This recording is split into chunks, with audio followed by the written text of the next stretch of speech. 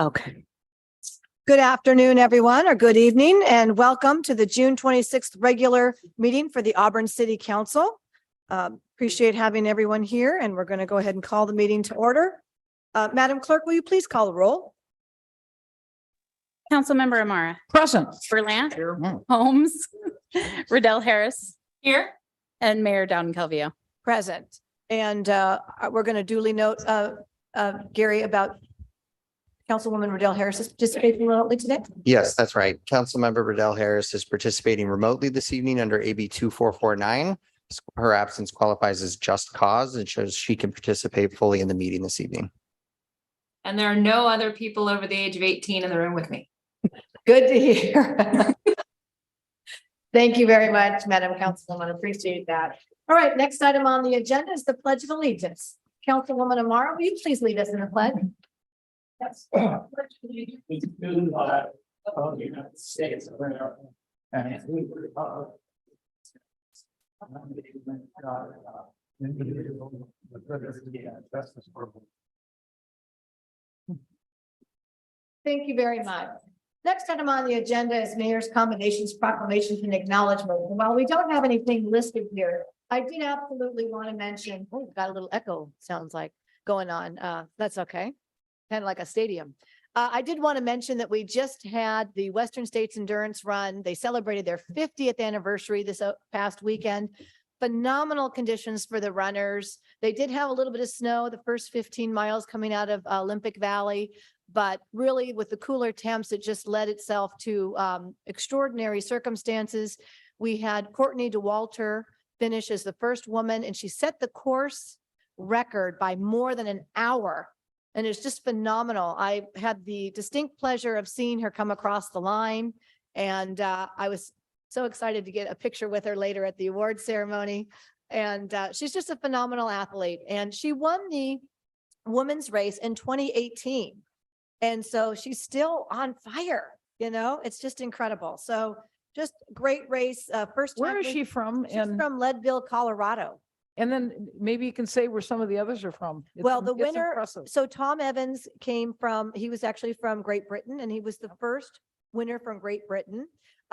And I don't have my list with me, but I think someone was third- from New Zealand. oh, yes, we had runners from 28 different countries, but China had Oh, the yeah. fourth winner, the fourth place finisher, and that was the highest place that China has ever had a representative from. Yep. So it was really phenomenal to see, you know, the Western states, when they first started out, it was a lot of local folks. Unfortunately, it isn't a lot of local folks now because there is a lottery, there's a system for getting in. We do have some, but really there are a lot of folks that are coming from out of town, a lot of people from, you know, international. I met people from Spain and Portugal and Sweden and Mexico and Brazil and the Philippines and Japan and China and Australia, and just, I mean, all they're running, and it's just phenomenal to see that we have all this representation. I touted Auburn as the Endurance Capital Award at the award ceremony.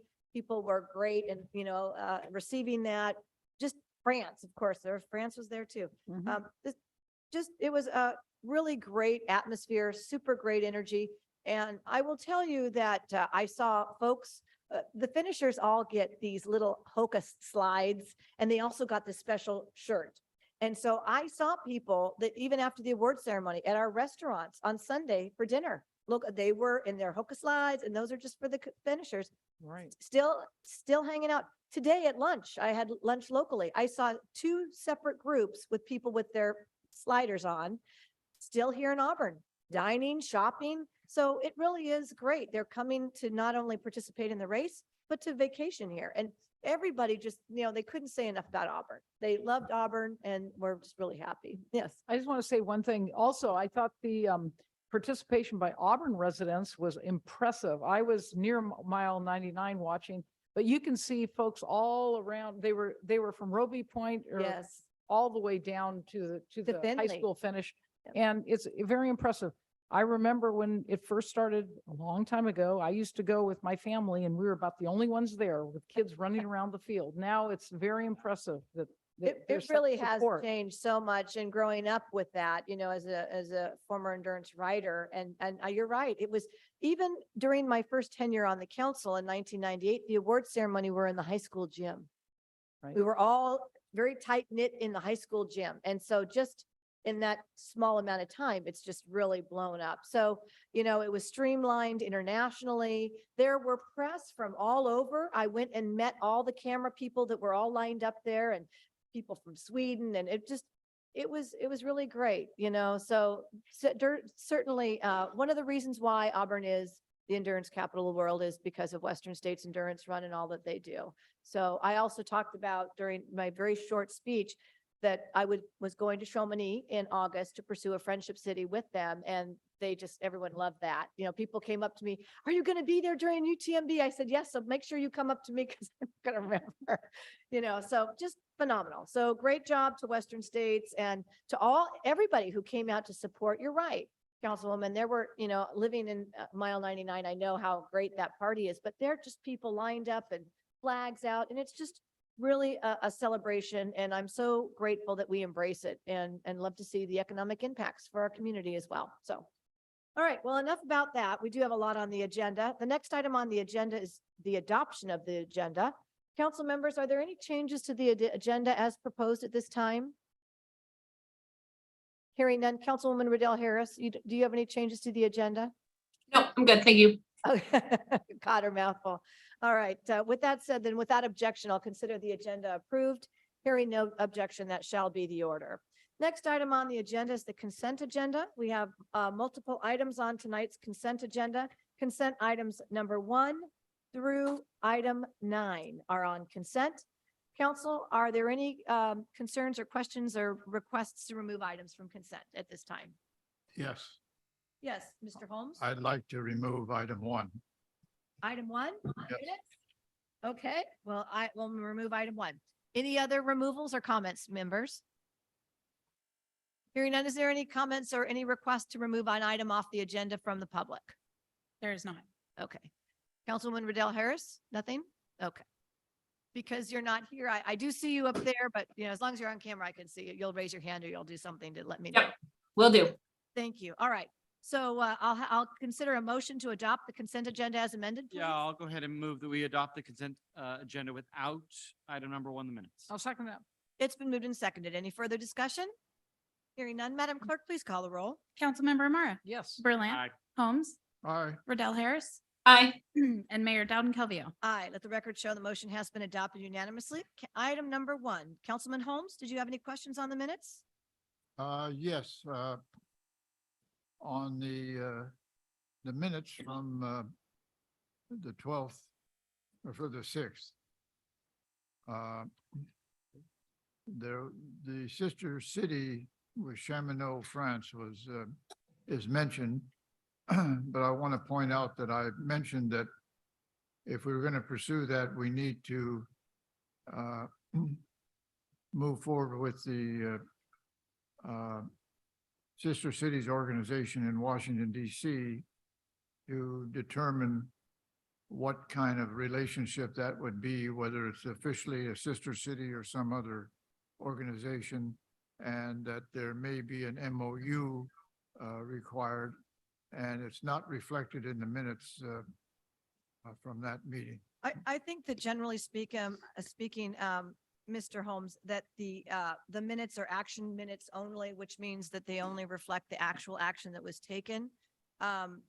Madam Clerk, please correct me if I'm wrong, because we don't provide details generally on items. But Madam Clerk, is that correct? They're action minutes, which is reflecting action taken, That is which would be a exactly right. motion. So, but Councilman Holmes, it has been duly noted, and we're actually, my whole pitch now is pursuing a friendship city versus a sister city because of the complexities Yeah. and the potential legalities of a sister city. Okay, all right, So all right. really, it is the friendship city, and I do appreciate your making me aware of the difference between the two. Well, there were public comments that were recorded in the minutes of that particular session. Public comments.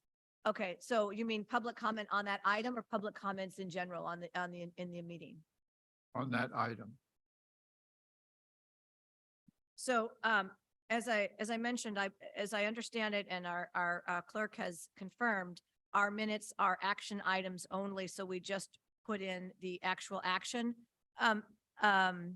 Madam Clerk, please correct me if I'm wrong. How do you deal with, I mean, we have an audio recording of the meetings, correct? That is correct. Audio and video. I spoke with the city attorney a couple months back confirming on the public comment, and I do include the names of the people who spoke under public comment.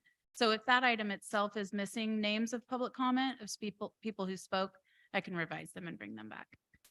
I think that there was someone that spoke in support, but he was also speaking in support of the Endurance Capital of the World Committee budget. I think was there somebody else you were thinking of, Well, there- Councilman?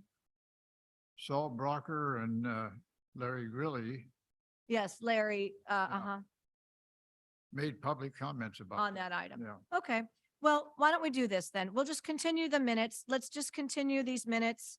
Madam Clerk, if you could just make whatever amendments are necessary to ensure that the record accurately reflects the comments, that'd be just fine. Is that acceptable, Councilman? Of course, whatever you say. Thank you. That shall be the order then, Madam Clerk. We'll just go ahead and continue. We'll just continue. There's just two sets of minutes. There's just one set, Correct, there's two. too. So we could go ahead and adopt, do you want to just bring them both back? I'll then? just bring both back That's at the next easier meeting. then. Thank you very much. Thank Thank you you. very much, Councilman. I appreciate your bringing that up. We'll move on to the agenda now on the, I believe we have, next item on the agenda is a public hearing. We have a public hearing for the 2023-24 sewer assessment to be placed on the Placer County tax roll. And who do I defer to? Who's gonna, Nathan, you're gonna present this? Okay, so go ahead and present on behalf of the city, please. Thank you. Sure thing. Good evening. And for the record, Nathan Bagwell, I serve as your Director of Administrative Services. Oh, Good evening, Mayor and members of the council. Purpose of this agenda item is a public hearing to receive authorization for the city sewer service charges the upcoming fiscal year 2023-24 to be placed on the Placer County tax roll to authorize the city manager to sign the submittal documents on behalf of the city. The sewer use charges for the upcoming year are proposed to be the same as those assessed in the current fiscal year. Be happy to answer any questions you have regarding this item. Thank you very much. Council, are there any questions for staff on this item?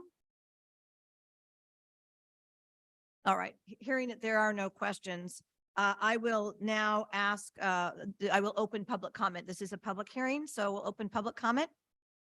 Is there any public comment? If there's public comment, you can come up to the lectern. All right, hearing no public comment, I'm going to close public comment and bring this back. I don't think you have any closing arguments to make. You've already pretty much stated what the situation is. There's no rate increase. We're simply putting it on the tax rolls. With that said, I'm going to bring it back to the council. Council, what's your pleasure on this item? Do I have a motion? Madam Mayor, I move by resolution to amend the ceiling established by the city's franchise agreement with Recology. No, wrong item, Councilman. Item 10. The 2023-24 sewer assessment to be placed on the Placer okay, County tax all right. roll. Okay, well, we'll start over then. By resolution authorize the levying of sewer service charges for fiscal year 2023-2024 to be placed on the County of Placer tax roll. I'll second that one. It's been moved and seconded. Council, any further discussion? Hearing none, Madam Clerk, please call the roll. Councilmember Amara. Yes. Berlant. Aye. Holmes. Aye. Riddell Harris. Aye. Mayor Dowden Calvillo. Let the record show the motion has been adopted on a 5-0 vote. Members, actually, council members, and members of the public, I apologize profusely, but I skipped public comment. So the next item on the agenda is public comment. This is an opportunity for any member of the public to address the council on items not on the agenda today. We can't take action. Can't take action on said items, but we can certainly refer them to staff for potential discussion at a subsequently noticed meeting. Good evening. Good evening, council and staff and mayor. Jackie Weston, CEO of the Auburn Chamber of Commerce. This time next week, we will be finalizing all the goings for 4th of July. So I invite you all to come out, whether it's the parade or the pancake breakfast in the morning or the events at the fairgrounds. We can use all the support we can get as costs have significantly gone up this year. I want to thank the city for their involvement and their sponsorship. But I also want to thank Councilmember Amara and Riddell Harris for being judges for the parade, and Mr. Daniel Berlant for being our live feed spokesman. And our new city manager, Sean, is going to be our grand marshal for the parade. So we're really excited for that. Mr. Eric Rojas now owns the Isley parade car. And so Sean will be riding in that in the parade. So I invite y'all to come out. And if you have any questions about the times, it's all on the chamber's website. So thank you. I will be in the parade as well, riding in the fire apparatus, waving.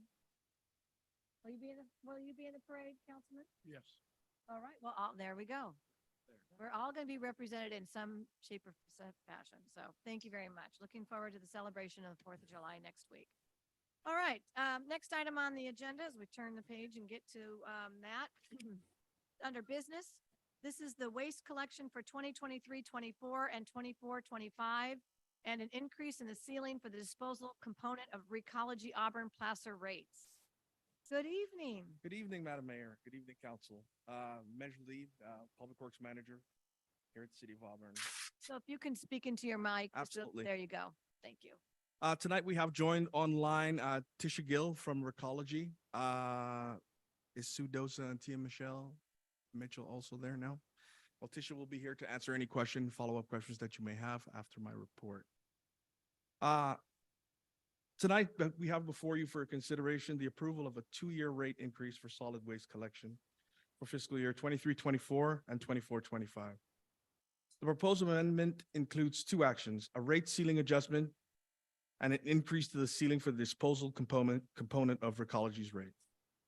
Recology Auburn Placer manages various activities in addition to waste disposal under the state's NPDES permit. These activities include both monitoring and remediation. Recology performs weekly commercial and residential disposal routes throughout the city. Moreover, Recology is involved in several programs on behalf of the city, including cleaning up of homeless camps, organizing the prescription drug take back initiative, maintaining trash receptacles throughout the city. They actively participate in many community events. One would be challenged to find an event in our community that Auburn Placer wasn't a part of. Recology Auburn Placer operates on the city's behalf under the franchise agreement, which grants them exclusive rights for solid waste and recycling collection in the city of Auburn. They have been prompt in fulfilling their obligation and responses to requests from concerned citizens as staff alike.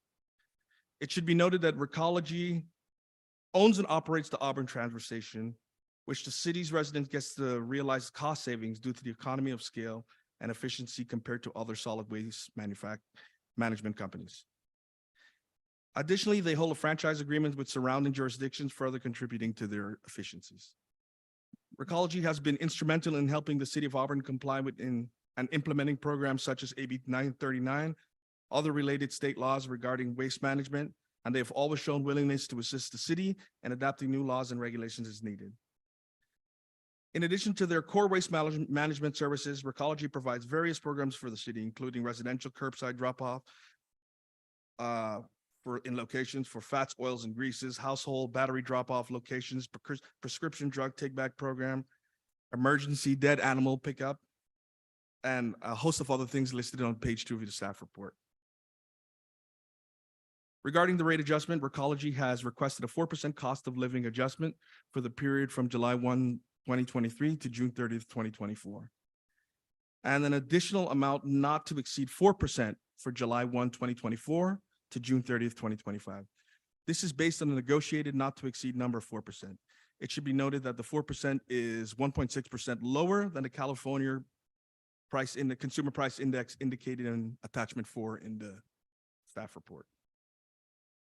The proposed rate adjustment would be applied to the base rate and not the disposal component of Auburn Placer Recology's rate. The second portion of the increase is associated with the disposal component commonly referred to as the tipping fees. Auburn Placer Recology would not realize any profits through this increase. These fees only pass through Auburn Placer Recology on the city's behalf to the Western Placer Waste Management Authority. This would increase by $8.25 per ton from $95.50 to $103.75, or approximately 8.6%. Please note that the provided information is summarized based on the details you were provided in the precise comprehensive understanding. I'm sorry, the precise understanding. I've lost it again. It's advised that you refer to the original staff report and attachment provided to get any additional information that may need. And I'm also here to answer any question you may have. And online, we have Tisha Gill. And with that, that ends my report. Thank you very much. I appreciate your report. And I just want to clarify, and I know that we've talked about this outside, but just for the purposes of the public, they are asking for the 4% COLA for this fiscal year, and then a maximum 4% for next fiscal year. We are in the process of renegotiating the agreement. And so this 4% for next year maximum could be a moot point, as we will probably end up increasing some fees in that negotiation. So one thing that is a little difficult is that I recognize that the 4% for the next fiscal year, they don't know if it will be 4% or 2%. It really is based on CPI. But it's great that I can see what the proposed increases would do for the rates that are effective July 1, but I really don't know what that would be for the next fiscal year. So just thinking ahead in the future, it would be great to have another document that would show that the increase for next year would be between, X and Y, so 2% and 4%, and what that would actually be, so that when our constituents ask us, well, what do we think that's going to be? We're not trying to take out our calculator and do math. That's not my strong point. So I just make that point. I do appreciate the hard work that Auburn Recology has done. We've been contracting with them since 1999. I first was seated on the council in 1998, so I was certainly involved in that process. And they do have so many different programs, some of which I learned for the first time that we have, but really do appreciate that. And so I just want to, again, make clear for the public's purpose that we are considering that additional COLA for next year, a maximum of 4%, but it could be a moot point once we negotiate the agreement. It could. I don't know if it's going to be zero, probably not, because CPI, but we will be negotiating. I mean, we're going to have to take into consideration the landfill, and there's lots of different things. We had to extend the contract for 1 year so that we can negotiate during this transition period with the city manager. Otherwise, we would have negotiated that now. But so that's been pushed off for a year. So it's a little bit wonky that we are required to do a 2-year CPI. And so that's why they're asking us to take action today, because it's required by the franchise agreement. Correct. Otherwise, we would just defer that COLA for the next year and roll it into negotiation. So just kind of set that stage and for clarification purposes for the public. And I'll open this up for comment and questions from my colleagues. Are there questions? Councilman Berlant. Thank you, Madam Mayor. Thank you, Menjel. And I'll just start before I dive into this question. I have no question to Recology that the cost of living is a fair market increase. And I do appreciate the list in our staff report of all the amazing things that they do to support our community. But like me, I assume most residents are all about the dollars and cents. And so I have a couple questions just to make sure that I fully understand. First, I want to reference, hopefully you have the staff report on page 82 of the broader packet. There's a chart there that does a comparison of the current rate ceiling with the approximate increase. And the approximate increases are anywhere between 5.24 to 6.26. Where I get confused is they're asking for 4% this year and potentially 4% next year, but the chart again is in the 5s and the 6s. So is the chart assuming year by year 2 we would get to that percentage? And so even if we are approving up to 8%, these 5 to 6% is more likely the increase that residents could see in year 2? So I believe the chart that you're referencing is speaking to the tipping fee and not the base rate. It's actually, and Councilman Berlant, I actually had a similar question. And so the city manager and I discussed this.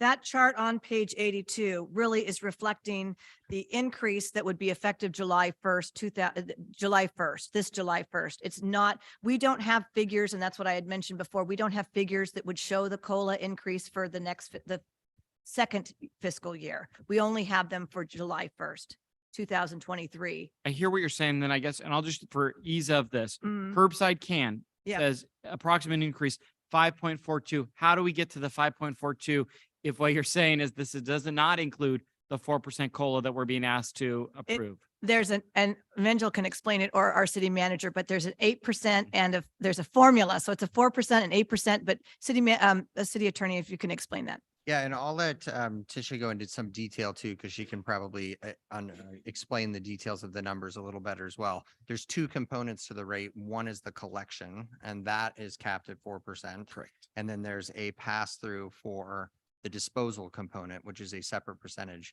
So yes, there's a cap on 4% for the collection component. When the disposal component is added for July 1, it does go above 4%. So how do we get to this 5.42%? Yeah, Tisha, could you please just go through that formula? Because it's an interesting formula that you're using. So if you can just clarify that for us, please. Yeah, can you hear me okay? We can hear you, but it's a little bit difficult. Let me see. I'm not sure that there's much I can do I'll just try to speak louder. Yeah, Hopefully. just speak loudly. Thank you so much, Tisha. No worries. So they were speaking to it correctly. Basically, the rate is broken up into three components. The first portion of the rate, which is almost about half of the rate. So for example, the toter is $40, right? For the 96 gallon. Half of that is the base rate. And that half is being raised by 4%. And that's to cover our costs. The other half of the rate is the disposal portion of the rate. And that portion is being raised by 8.5% or 8.6%, excuse me. So when you put those two pieces together, the average can come out to the 5.24% that you were mentioning. I think the confusing part is that when you add 4%, Yeah, I'm tracking Yeah. back to what you said about we're having to do some math here to follow. Okay, I follow. I don't know if the public completely follows that, but Tisha, thank you. That does answer my question. Maybe there's public comment if people need to learn Yeah. more. But that does answer it. My next question, just going to the next page on page 83. I was curious, and Tisha, maybe you can help us with this. What is the reason that our rate in the comparison is the highest within Placer County?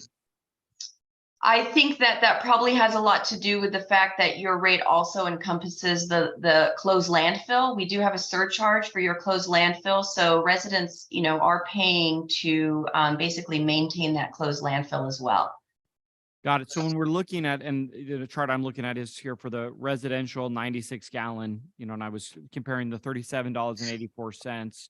That number is not by much, compared to the county, it's 9 cents higher. So it's not like it's a lot, but what I hear you saying then no, I guess I would then turn around and ask staff, is the county not having to pay, maybe I know my own answer here. The county doesn't have to pay for their portion of the unused landfill, the closed landfill, because I hear Tisha's point is our rate is a bit higher because we not only have the service, but we also have to maintain the closed landfill. But the county's rate is 9 cents cheaper, and so I'm curious, are they not having to pay for the closed landfill, which they used as well? they should, but they don't. Yeah, and I think that's something that we need to look at. Just for point of clarification though as well, Colfax is actually quite a bit higher than ours. So Colfax's rate is $59.79, $59, and they also have a closed landfill. So they also have a closed Yeah, landfill. they have an old closed landfill. Yeah. And just for the purposes of the record, the chart that you're looking at, Councilman Berlant, on page 83, that rate comparison, that's actually the current rate. The current rate is 37. Yeah, no, I understand that. I guess I was just trying to understand of why are, no, I appreciate that. Why is Rockland that's much larger? Sounds like, and Tisha, I just want to one more time come back to you. So we are higher, at least in the residential column, mostly or all because we are also paying for the closed landfill. Is that a fair statement? That is a fair statement, yes. Okay, thank you so much. I too, I mean, obviously, we're being asked to approve this tonight, and as I started off, I know I'm getting a little bit into comment, but it will come to a question. Think that it's a reasonable request for all of the things that Placer Ecology provides to us. But I too really would like to see the chart, and I really would like to actually, one thing that I didn't see in the staff report that I believe is missing is to understand where we've been for the last 10 years as far as rate increases. Again, a cost of living adjustment makes sense. The 8.6% that were mandated by the Waste Management Authority, it's just a pass-through. We don't have any control of that, so that is what it is. But it just, I would ask that it still come back, even, Madam Mayor, if it's informational on our agenda, so that our residents can understand and have access to how we got to the rate today that we are at. No, So- absolutely. Sorry, I apologize. Staff would happy to put that together and Okay. bring it back to council for review. Just for informational purposes. Absolutely. I don't think informational the, purposes. the Again, intent at is the end of not the day, to I do just that. want to know how much it's going to cost me to have a toter. Today, it doesn't weigh my decision of the need. I think that's pretty well justified in the document, but I think it's reasonable for us to understand what are the actual costs likely anticipated to be. Sure. In the second fiscal year, because we Yeah, do well, know, we correct. do know what it will be effective July 1st, but we don't know what it'll be for effective July Again, 1st next year. what I hear is assuming all 4% is needed, we're Yes, giving for it, next year. if that doesn't get changed by negotiations, but I- Mitchell, thank yeah. you very much. Yep. Tisha, as always, Sue, yourself, you're so good. I'm sorry I'm in comments, Mhm. but really appreciate you answering those questions. Thank you, Madam Mayor. And I think when we have that, it's, if we could just show a range between 2% and 4% of what we guess the increase would be next year, since the ceiling is 4%. Absolutely. We can Informational purposes to come back, because I agree with that. So, good. certainly Other provide that. questions? Councilwoman Amara? My questions were with regard to the rate comparison, and those were answered. But while we're there, my question is, does Recology take care of all of these cities in the rate comparison? Is it, no, it's not? No, we gave you some examples of other areas that we don't service as well, but just wanted to give you some comparisons that were out there. Okay. And as far as commercial, so they, again, that's a formula and they went up accordingly. Correct, yep. Okay. And then this is not important for this decision, but what does open market mean for like Sac County? Their commercial is open market. Does that mean, what does that imply? Yeah, no problem. So basically, they don't have an exclusive franchise agreement with a hauler. It's open to all haulers to service those areas, that area. Okay, good. And is that a little more cost saving for the commercial folks? And not necessarily, it can become competitive. I guess the other thing that you can look at when you have an open market is you have a number of trucks on the road as well. Okay, thank you. I have no further questions. Isn't that interesting? Both the city and the county Yeah. do that. I noted that Napa County comes in at a whopping $90. So I'm not quite sure what influences that. Yeah, that's quite a bit for garbage. All right, good. And Councilman Riddell Harris, do you have any questions? Councilman Holmes does not. Okay, at this time. All right, I'd like to open public comment. Is there any public comment at this time on this item? Madam Clerk, any public comment online? There is not any online or any received via email before the meeting. Okay, great. Council, what's your pleasure on this item? Okay. Would you like to make a motion by resolution that would hereby amend the ceiling established by the city? You're really fast. Okay, so I'm going to make a motion by resolution to amend the ceiling established by the city's franchise agreement with Recology Auburn Placer for residential and commercial rates to reflect a 4% cost of living adjustment for the July 1st, 2023 through June 30th, 2024 period, and adopt and not to exceed 4% cost of living adjustment for the July 1st, 2024 through June 30th, 2025 period. And number 2, increase the ceiling for the disposal component of Recology Auburn Placer rates to reflect a 8.6% mandatory cost allocation pass through from the West Placer Waste Management Authority effective July 1, 2023. Second. It's been moved and seconded. Any further discussion on this item? Hearing none, Madam Clerk, please call the roll. Councilmember Amara. Yes. Verlant. Aye. Holmes. Aye. Riddell Harris. Aye. Mayor Dowden Calvia. Aye, let the record show the motion has been adopted unanimously, and we will look forward to receiving that informational item at a subsequent meeting. Thank you so much, Menjel. Appreciate that. Next item on the agenda is the operating debt service capital projects budget for fiscal year 2023-24. Final adoption. Nathan, this is your item. Good evening, Mayor, members of the council. For the record again, Nathan Bagwell. I serve as your Director of Administrative Services, and I have the pleasure this evening of bringing the budget forward for the upcoming fiscal year for your consideration for adoption. Prior to jumping in, I just want to say thank you very much to the dedicated staff and the hard work of my colleagues, the department heads, as well as the finance department, and the support of the city manager and city attorney, and also the dedication and consideration of the city council throughout this entire process. Thank you very much. So we'll go ahead and get started. What a great picture. I wonder who the photographer was. Yeah. Our own council. We actually need to make sure that there's a credit on there too, probably. Yeah. Well, actually, I don't know. I don't think we could do that. I don't know if I'll talk to Gary about that. We'll see. It might be a violation of FPPC stuff. Very nice addition. Thank you. So what we're going to go ahead and do is we're going to take tonight, we're going to look at high level, the budget development process and methodology. And then we're going to have some discussions about a financial management policy, capital improvement program, the American Rescue Plan Act or ARPA spending plan. Then we'll shift gears to the general fund budget summary and forecast. We will take a look also at general fund revenues and expenditure summaries. And we will also consider non-general funds, major funds such as the airport and sewer. So you've seen this slide before, just as a recap of what we've done thus far. Staff brought forward a financial mid-year update in March. We then from there work with the department heads and staff to develop a baseline budget. We've come forward and worked with you on 3 different occasions for public budget workshops, one in April, one in May, one as well last week. And that brings us to tonight, June 26th, where we will be considering this item for adoption. So that takes us to our first order of business. Here is a look at for the financial management policy. And here's a look at the projected reserves for fiscal year end 23. I'm sorry, we back up. What the financial management policy does. I got ahead of myself by one slide. It's an update to the fund balance policy this council adopted in 2015. It's an update to the policy in order to provide further definition and specificity to the city's reserve policies. Among the proposed changes are an increase in the city's economic contingency reserve. It maintains pension and prepaid insurance costs, and it puts back into practice the reserve for specific to employee unfunded liability. And it provides further definition of the utilization of one-time funds for one-time projects, major equipment and vehicle replacement. Bless you. So here we go now. Come on. There we go. So here's a look at the projected reserves as a fiscal year 23-24.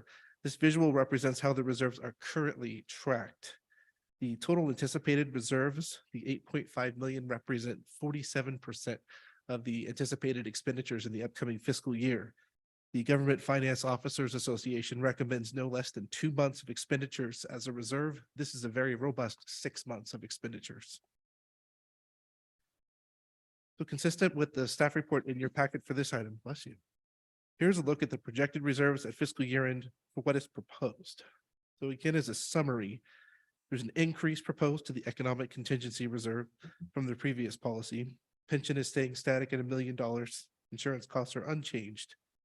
Per council direction, the litigation reserve has been moved. Those funds have now slid down into unobligated fund balance. Also per council direction, there previously were 2 items for fund balance for future projects, one for one-time capital, one for major equipment. Those have been consolidated into one line. Moving forward, there is an additional revision proposed by staff. Staff is further recommending to remove the unobligated fund balance reserve. By doing so, that will make said funds available for programming via the city's capital improvement program.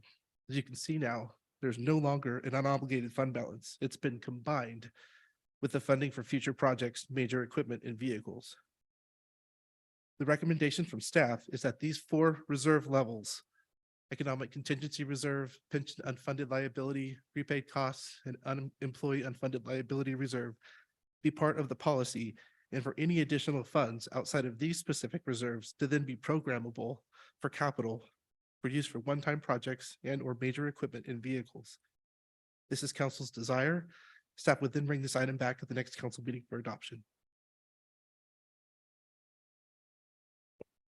If there are no questions on this items, we will then segue into a discussion about capital. Our city manager had. Okay. go I ahead. just wanted to point something out quickly. We had a comment from former council member Mackey last meeting that we actually did have a policy, and she asked us to try to find it. We actually found it. Actually, Amy found it by digging through the basement. It was today. It was approved in 2003. And so I have a copy of that. I'll put that in your boxes so you can see that. It does set out specific, it's got a formula set out. Okay. Obviously, this was superseded by the 2015 policy, which would now be superseded by this proposed policy, but there was something that was in effect. Thank you very much for the clarification. Appreciate that. All right, and Thank you. Okay. So this will bring us now to a discussion about the capital improvement plan. As part of the proposed spending for the upcoming fiscal year, there's a robust schedule of capital projects anticipated in the coming year. With modifications coming forward to the city's financial management policy and planned programming of fund balance for future projects, staff will be bringing back a capital improvement plan with recommendations to council as to programming. However, it is important to note that the current proposed budget does include 10.6 million in project funding. Bringing back the CIP at a later meeting does not delay budgets being available or work being started for the projects already listed in the budget upon adoption. Just to name a few of the largest initiatives and projects, there is an airport master plan project. In the sewer fund, there's Diamond Ridge Lift Station, annual collection system rehabilitation. There's also $2.1 million scheduled for overlay funding, which combines 2 years of overlay budget. I also want to mention that in the transmittal letter, which is essentially the introduction of the budget document on page 8, under the quality infrastructure and transportation, there's a reference to 2 solar projects at the Courtyard. I misspoke. There is 1 project at the solar for solar project at the Courtyard, so apologies on that. For reference, these capital projects in detail are listed on pages 31 to 33 of the proposed budget. This brings us next to a visual at a high level glance at the capital expenditures by program. As you can see, and what is per normal, sewer and transportation lead the way. Planning and building projects are largely funded, but you see there's a pretty good size amount of funding there. These are largely funded by the utilization of grant funding, primarily SACOG grants and ARPA funding, which we will be discussing next. The American Rescue Plan Act, or ARPA funding received by the city is a total of $3.4 million. It's important to note that all ARPA funds must be programmed by December 31st, 2024, must be expensed and out the door by December 31st, 2026. Estimated spending as of the end of the fiscal year, June 30th, 4 days from now, is approximately $700,000. $630,000 has already been expensed. Additional 70 is expected to be expensed by the fiscal year relative to the projects listed here. This information is also available on page 33 of the proposed budget. During previous budget workshops, staff has received direction from council regarding priority projects. The funding plan identified here identifies the anticipated spending for the remaining ARPA funds. So you can see there's about 2.7 million left to go out the door. 1 million of that is designated for the Old Town and Downtown Business Associations. 200,000, a little less for the citywide scanning project, some fundings for records retention and Laserfish, 150,000 for the Carnegie Library, an additional 76,000 for 1103 High Street. There is $100,000 in grant matching funds for a Safe Streets grant, 64,000 identified for improvements for a multi-use park preserve facility, and $1.1 million for general plan seed money. So this brings us to the general fund forecast. At our last discussion, we showed you a balanced budget for the upcoming fiscal year. Since our discussion last week, a few modifications have been made that have changed the estimate for the coming year. You'll see now that we're estimating a deficit.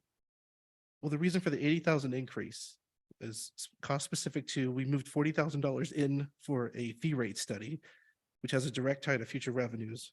We also increased the city attorney's department in conjunction with a moderate bump in anticipated cost for that department, along with a few other small adjustments made in finalizing numbers.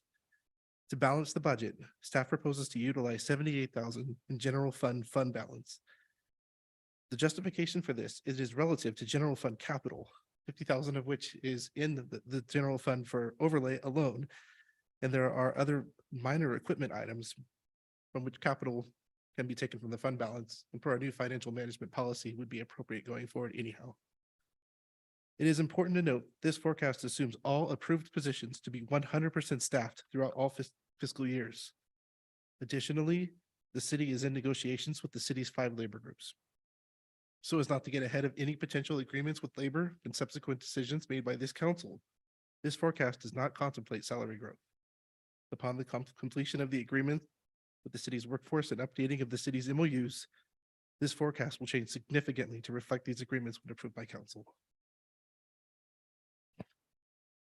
At this point, we're going to take a high-level look at the general fund's budget summary. As we mentioned before, revenues and expenditures will match with the use of about $80,000 in general fund balance.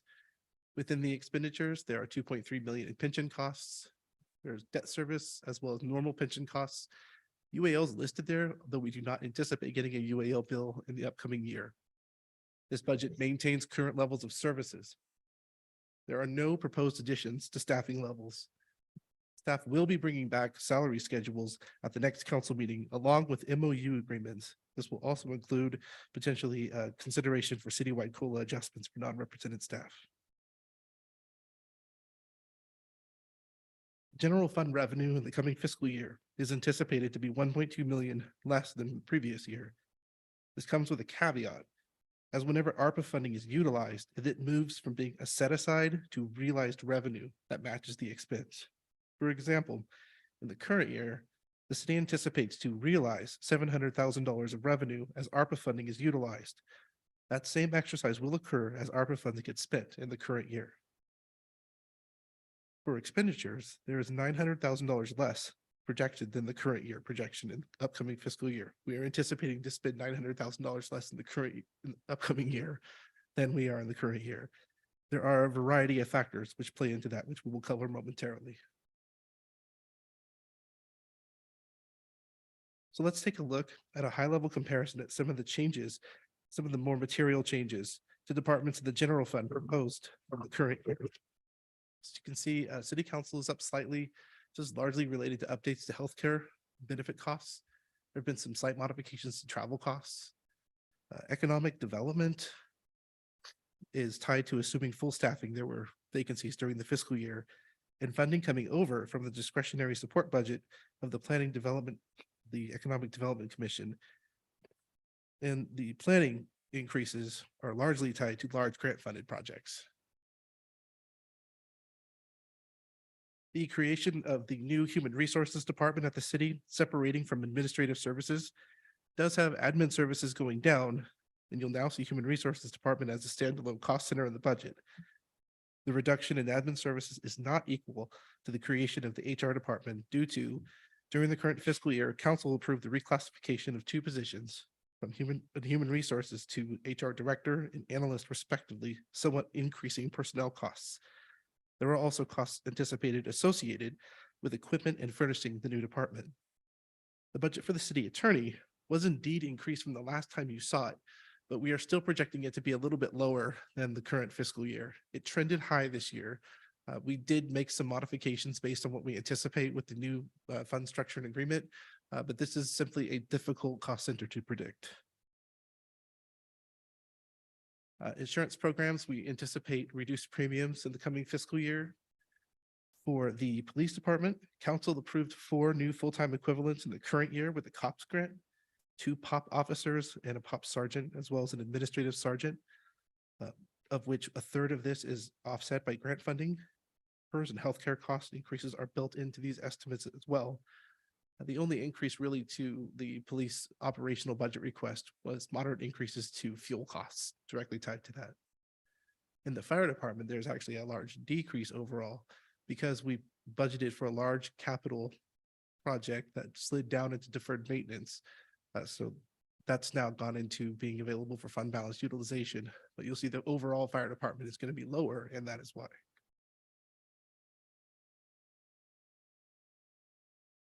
So for public works, there's a 1.2 billion aggregate shift lower. This is primarily due to shifting overlay from general fund operations to one-time fund balance utilization. Also, there was a large stormwater project that was estimated to be $1.4 million. The utilization of fund balance was expected to be spread over 2 years. It actually came in 400,000 under budget and was done in this year entirely rather than 2, no longer requiring us to budget for fund balance for this project in the upcoming fiscal year. So stepping back, this is a high level look at the revenues and expenditures. And again, as we mentioned before, we'll be balancing the budget with the utilization of fund balance, more or less just covers capital from the general fund. That brings us to the city's 2 major non-general funds, airport and sewer. Both are projected to have healthy fund balances at the end of the upcoming year. As you notice, that airport fund balance is projected to be 1.5 million at the end of 23-24, which does factor in proposed capital projects. The sewer fund balance is projected to be 12 million at the end of the upcoming fiscal year, also factors in capital projects. We also want to address the solid waste management fund, which is projected to have a negative balance, approximately 350,000 at the end of the upcoming fiscal year. This is indeed a priority item for the city. We will be bringing this item back when the city manager has had a chance to be fully brought up to speed on this matter. So as a summary, we discussed a financial management plan that staff will be bringing back at the next council meeting, a capital improvement plan that in the adoption of the budget includes a robust 10.6 million in capital spending upon adoption, and which staff will be bringing back in light of the modifications to the financial management plan. We discussed the American Rescue Plan Act, or ARPA funding plan. We also took a look at the general fund forecast, revenue and expenditure summaries, which again maintain current levels of services. And at this time, it is staff's recommendation that council consider and adopt the fiscal year 2023-24 budget. That concludes my report, and I'm happy to answer any questions you may have. Thank you very much for your report. Thank you very much for your report. I will allow other council members. Are there questions from the council? Councilman Holmes, do you have any questions? Yes, well, I'm a little concerned about this red line that, and would you please explain that again so I have a better understanding of the? Sure. So at the last discussion, we had essentially a balanced budget that was about $5,000 in the black. So we made a couple modifications since the last budget. We added $40,000 into one of our departments here, I believe, one of Jonathan's departments, and I'm sorry if I forget which one is planning for the market rates, for the fee study. Building, thank you. And that's a fee study, which we then would tie to a potential future revenue increase. Some of the other changes, we added some money to the city attorney's budget in anticipation of, like we said, that's a difficult one to predict. We also made a few really small modifications. We added some travel into the city council's budget. We also brought forward $20,000 for community projects that's rolling over from the previous year. That factored all into that. Encumbered monies. Well,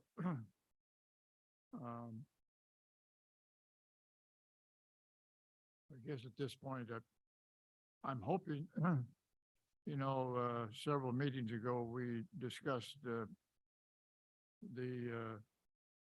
additional solar expenditures, and for in one particular case, the police department and carport and so forth. And I'm hoping we can have enough funds to support that out of one of these portions of the budget.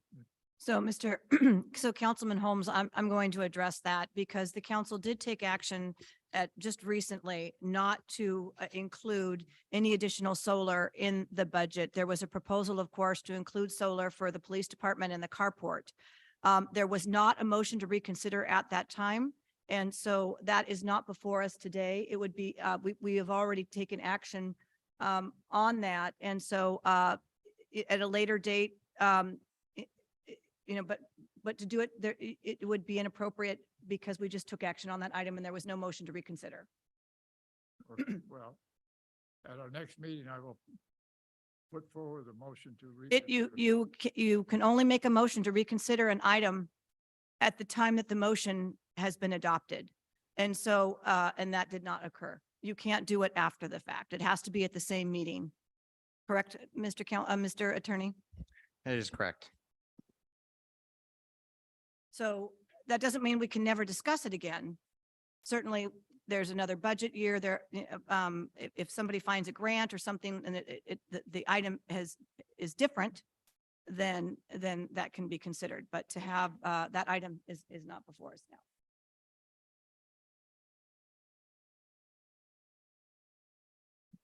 Do you have any other questions, Councilman?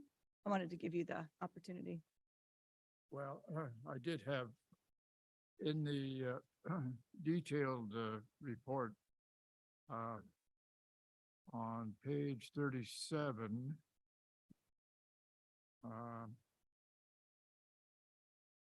Find it quickly here. 37 of the budget. Yeah, of the binder. There's a portion that talks about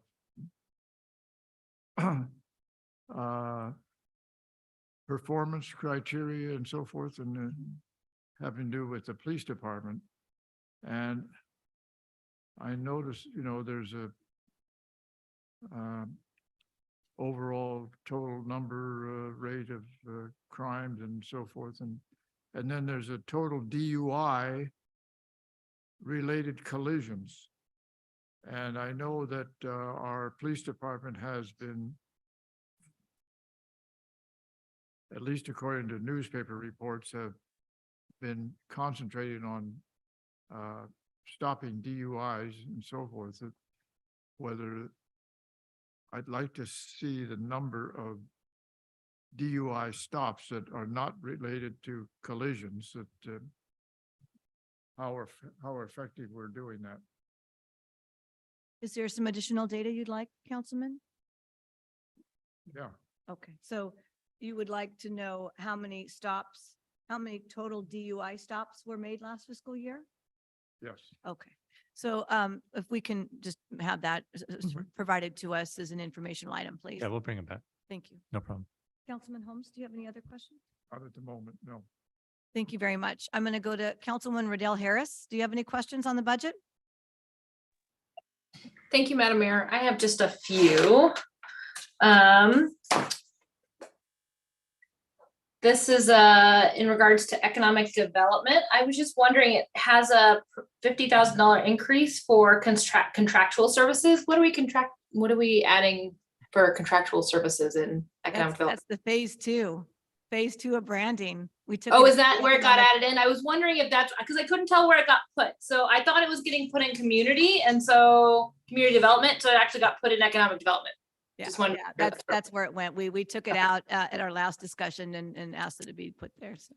Okay, I thought it might have been put into the $840,000 for special projects. So my question is, then what's in the special projects category? Sorry, I didn't get that before. So I know that answer too, because I asked it. Form-based code funding. And Okay. also the master plan for the master plan. So that's the grant. The Green Means Go master plan, excuse me, let me start over. The master plan for DeWitt using the Green Means Go grant that we just accepted $650,000, and then also the form-based coder in those special projects. Okay, I thought that's what the grant was. So thank you. Yes. For What was the other one? 17-acre site, yes. I'm a little bit unsure of what exactly we're paying for in information technology. It looks like we had 216,000 and it's dropping down to 108 for communication, which I'm not exactly sure what that means in the first place. But is that, our IT project we did around all the making sure we can do transactions online, the Tyler technology, or is there something else that's? I feel like I'm unsure on what we're spending on IT. I believe I have an answer for you, but I want to make sure and give you good information. So I'm going to pull that up first. Okay. Okay. Is that on page 30 of the? I'm looking at. Mine says 66, but I don't know if that's, It might be page 30 of the staff report and then page 66 of the detail. I don't know. yeah, 66 of the binder. Okay. So yes, the communications does include the Tyler Technology Initiative and implementation, and that's where you see the spike going up as then we entered into that contract and it covered multiple fiscal years. Okay, so that's why it went up and now it's back down and we're done with that project essentially. That's this point. That's why it's down back to below where it was in 2021. So they're ongoing, but the big impetus, the big push going into the financial system is nearly complete.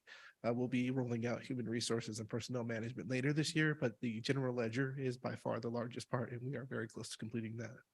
Okay, I just want, since it went down to basically where it was in 2020, 2021, I wanted to make sure we didn't need any additional funding for that, because basically it looks like it's back to levels from before that project started. Is that is that fair to say that we're not putting additional funding in the budget for that? Because it looks like we're going back down to the same level we were at before the project started. So there is funding in the communications budget for the ongoing Tyler agreement. We don't anticipate it necessarily being higher than that. However, if circumstances arise that beyond our anticipation, we will definitely be coming back and informing. Okay. I've just, when IT projects are happening, I always expect a bump in cost. I think there was one more last one that I had.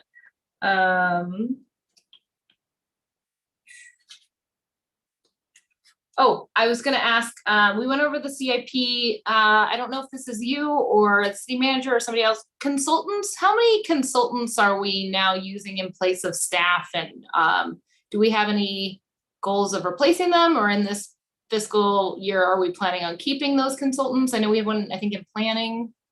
Not sure where else. We are, the one in HR is gone because we have an HR person now. I'm just trying to figure out how many consultants we're using, not as extra, but like in the place of staff members that we could not find someone to have for that position. Yeah, Rachel, this is Sean. So if it's a funded position, then we're going to fill the funded position, right? So we have a number of positions that are funded but vacant currently that we're backfilling with consultants. If it's a funded position that's funded in the budget, we're going to fill this as quickly as possible. Okay. Staffed up according to what the budget allows. Okay, because I know there's some advantages to having a person in the office versus having a consultant filling the gap. So, and I know we've been doing that a lot lately. So thank you. Appreciate that. There's a lot of talk in there about sewers, but I'm curious about storm drains. I know it's really exciting, but how much money, it's hard for me to tell how much money we're putting into storm drains for next year and how much we should be putting in, given I don't even know if we know how much money we really need to be spending on storm drains at this point.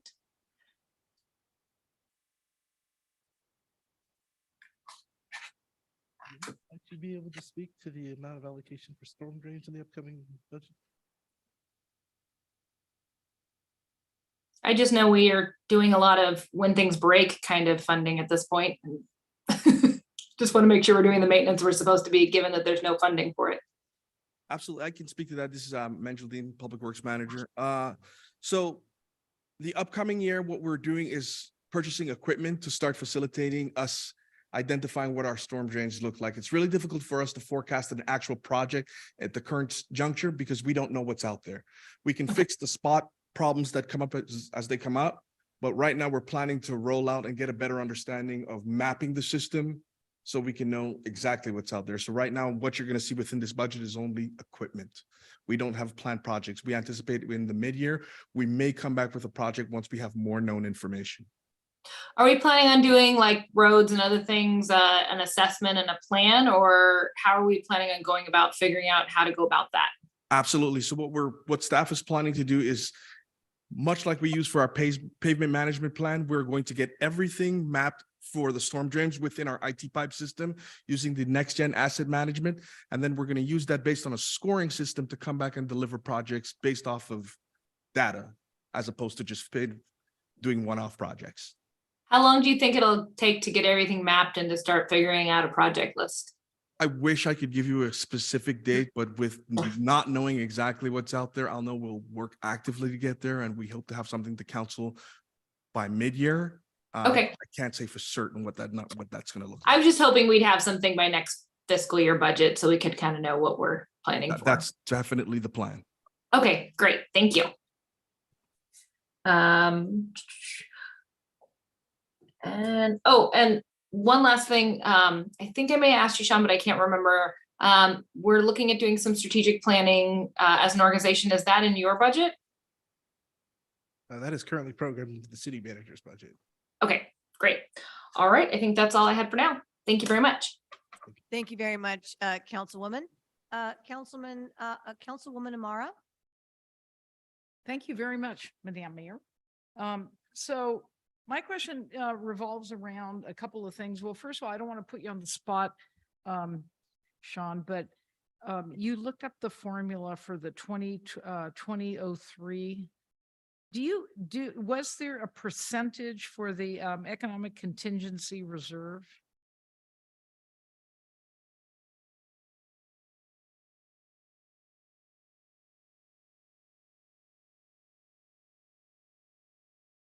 So the way the resolution, there's an attachment to it. The way that the resolution reads is sales taxes subject to business cycle, that's in quotes, uncertainties, 20% of forecast multiplied by 3 years.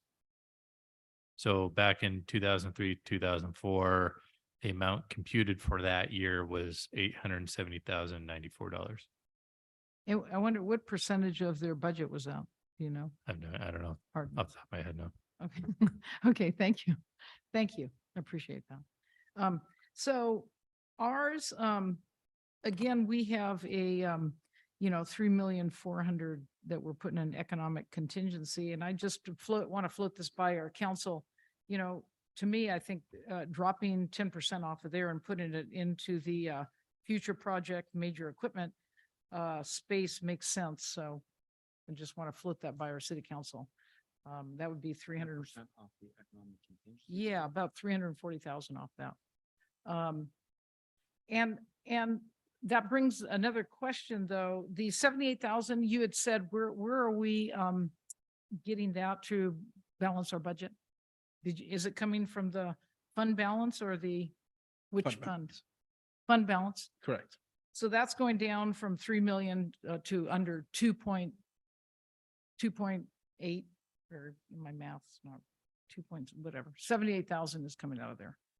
It doesn't necessarily have to come out of what we would project the economic contingency reserve balance to be. It would probably be more something unless I was given specific direction. I would just take it off the top from that 8.5 million number. Oh, I see. And then I would set the reserve level at the council's desire.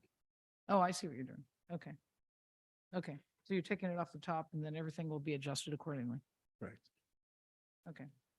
So anyway, that's something I think we should maybe discuss. Because I want to call everyone's attention to page 10, the capital improvement plan. I can see here that, there's a lot of necessary expenditures. You're referring to page 10 of the presentation? Or the Yes, yes, okay. the presentation. I'm sorry. It's the capital improvement plan with the blue graph. I was looking at the. Oh, I'm staff sorry. report. Yeah, yeah, page 10. And I really like this graph because it shows us where we're putting our money. And, obviously I'm very disappointed that our transit program isn't a little bit higher because, that aids us in our parking situation, which is of great concern to a lot of our constituents. But, I do see us spending, again, a lot of money for necessary things to keep our city moving smoothly. But I don't see anything, where we are investing in the future. And so anyway, that's why I'm thinking maybe a 10% off the economic contingency might be a good investment. And something that we should think about. I do see in the capital improvement plan, we have 2.1 million overlay funding, but that's includes all the grants, the gas fund and the It does. Includes all of this year's funding and all we're the- spending about 500 from the general fund. Is that correct? yeah, fund balance. Just for clarification, Madam Councilwoman, on the capital improvement plan, I understand that's coming back to us, correct? Correct. Yeah, this is the current. Yes, Yeah. I'm just looking at the current. just Okay, For, because I know we are going to have the opportunity to talk about it at length, at a subsequent meeting for the upcoming. absolutely. And that's why I'm kind of proposing that maybe we want to just put a little bit more based on our hefty, nice budget that we have down into the fund balance for future projects and vehicles. And then my other question, which you already answered, that the 78 is going to be taken off the top. And then I asked a whole lot of questions to our city manager and he was very responsive. And so I received answers for those. I had a lot of questions about the contracting for different funds and I received very good answers. So thank you very much. Thank you. Thank you very much. Councilman Berlant? Yeah, thank you, Madam Mayor, and thank you, Nathan, for the presentation. A couple items for me, and it's hard because we have 3 documents with numbers, so just bear with me because I am going to jump around. In the budget itself, page 4, I do not know what the number is on the staff report. The budget itself. for The budget itself, from our binder. Mhm. Back to the kind of the start of the presentation referencing the now found 2003 policy. I just want to make sure that I on the same page. On page 4, under financial management policy, second paragraph, will you be updating that? Or I guess we're going to approve this tonight. I guess I would ask that we update the sentence to read, the city council adopted a fund balance policy on March 9th, 2015. And instead of establishing say something like revise Yes. the. Right. That it's clear that it's not new. Right. For the final budget, when we get the corrections done, that'll be fixed. We'll Yeah, fix that. obviously very minor in the big scheme of things, but I think that But that important. would be important. The next question that I have is, well, let me answer a question you asked us.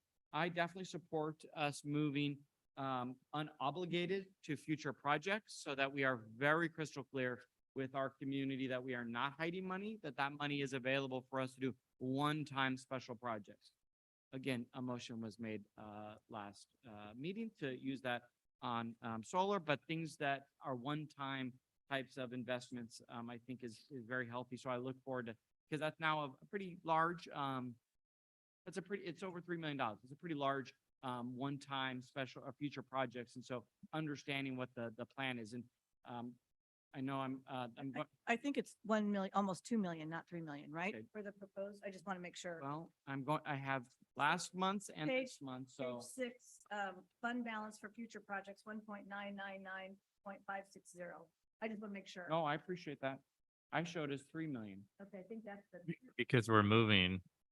So we're Now going to shifting. Page 7 of the presentation. All right. Right.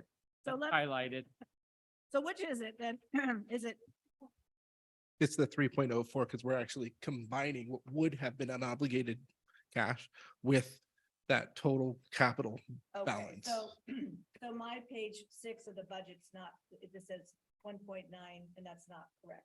So. Because it's the, with the bullet now, what he's proposing is the bullet above it, unobligated fund I'm balance sorry, you're would right. be added together. Right.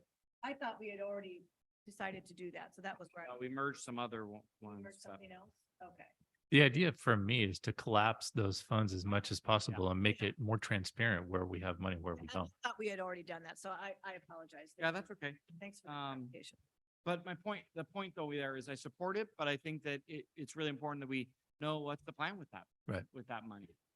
So that it's not just squirreled away, because I will comment, I went back through my binders from 9 years ago when I got on this council, and our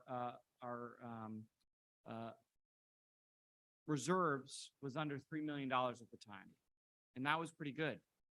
Now, again, our revenue and our expenditures are more now than they were 9 years ago, but I just really, 3 million compared to 9 million, we have really, yeah, the total of all of the little sub funds. That was, Correct.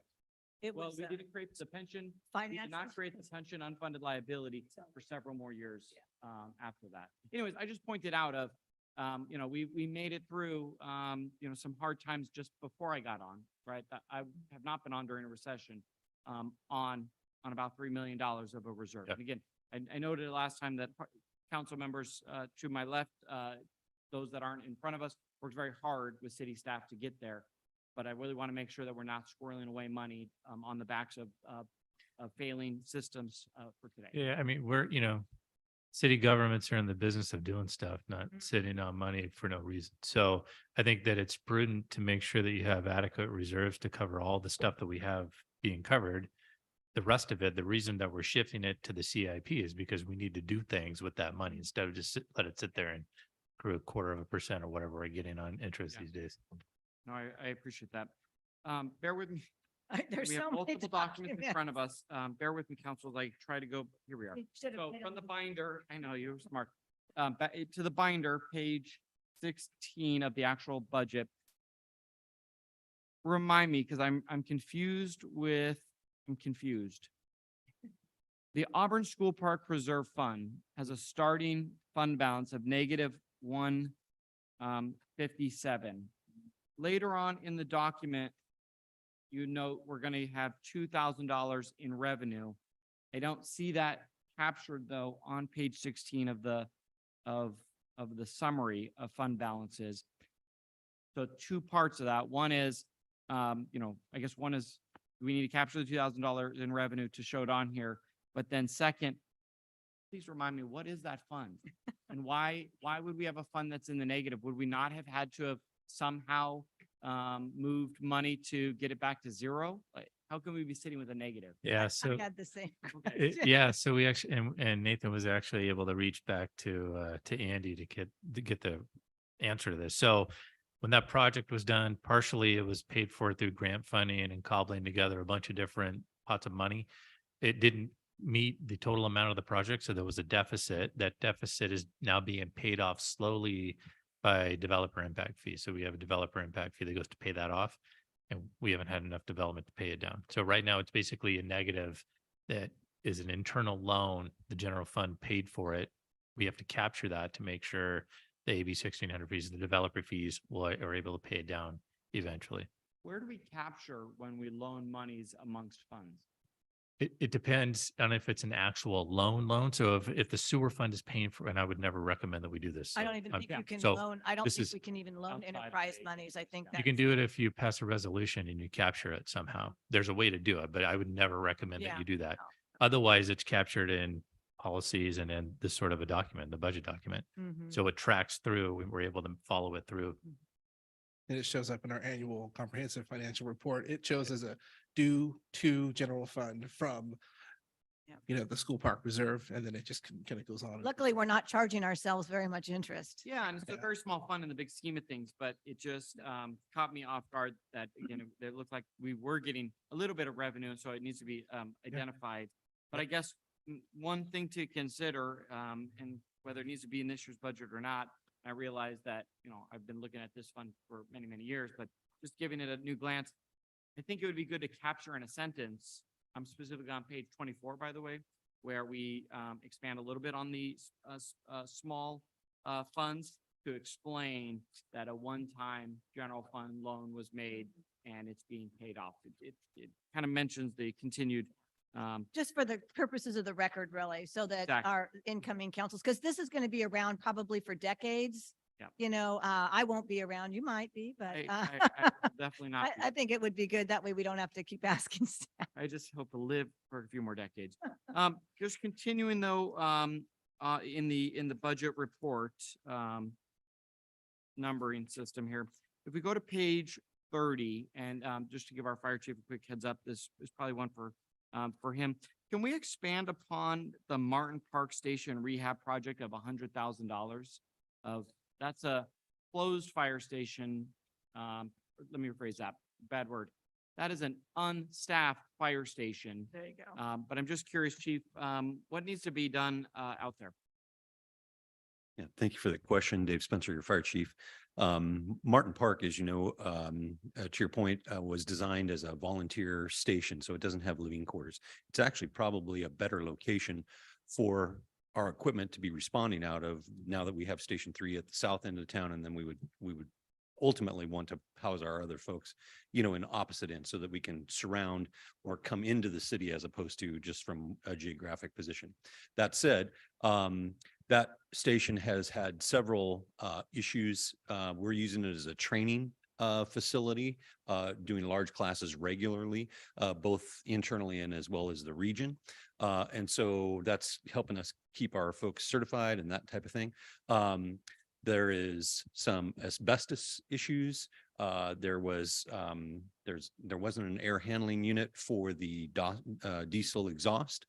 So we needed to capture that. And that's a cancer prevention program that we need to adhere to, even though we don't have folks that are living in the station. And there are several other minor projects. You may, sometime when you drive by, you may see the new netting that's up. We had a tremendous problem with pigeons over the last several years. And so we're finally getting a handle on those kind of things. So in essence, we're trying to get it back to where it's a functional facility for us to use for these various activities. Thank you, Chief. I appreciate that. And I'll just be transparent. Part of why I asked specifically that one, knowing was that it was unstaffed, but also we have a $78,000 deficit spending. And so, for me, I hope, and I guess this will be a question, not necessarily for you, Chief, but that we've done everything we can do to comb through a $18 million budget to cut out $80,000. And I say that a little as commentary because at the end of the day, there's still over $8 million sitting, in the reserve, but it's just not a good practice. And in kind of looking back at my binders for many, many years, kind of has been our past practice for a lot of years. And the reason I bring it up, Chief, thank you. I don't want you to have to stand there during this diatribe.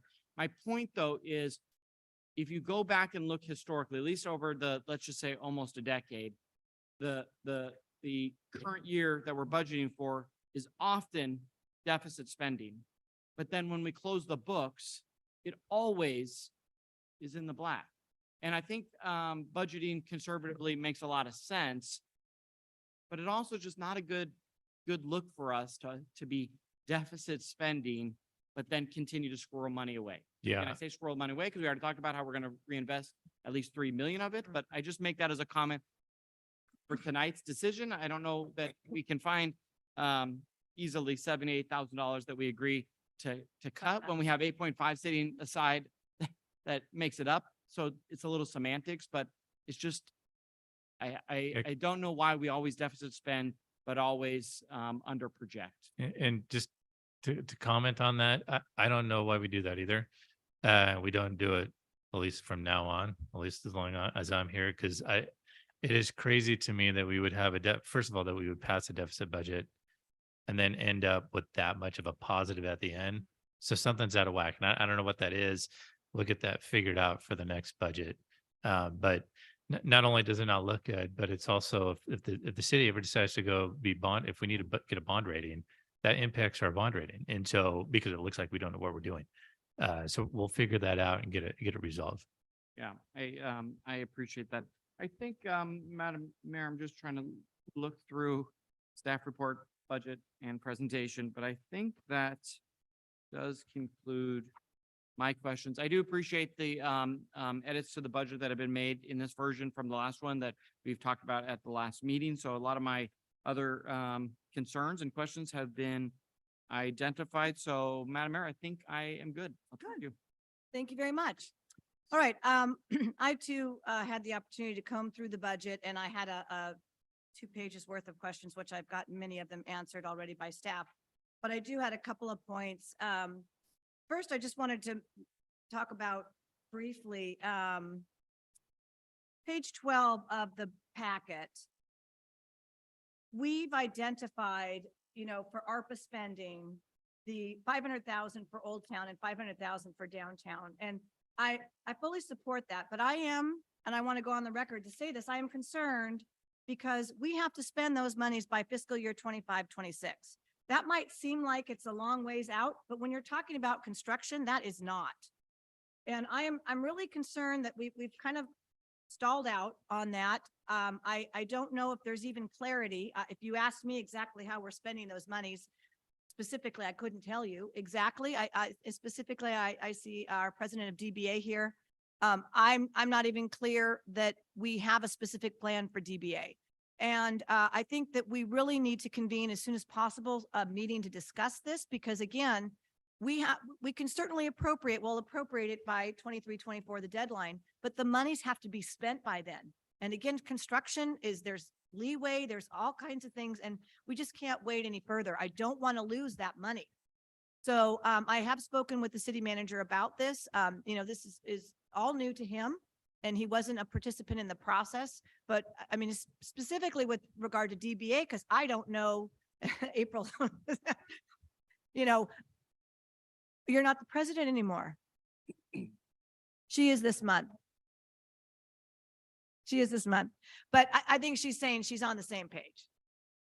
Oh, you can tell me. Well, but I don't know where we're at, and you can tell us. Okay, I would welcome that. And oh yeah, you can't partake in the discussion, but you can. Does she need to leave the room? It is on the agenda. It's the budget.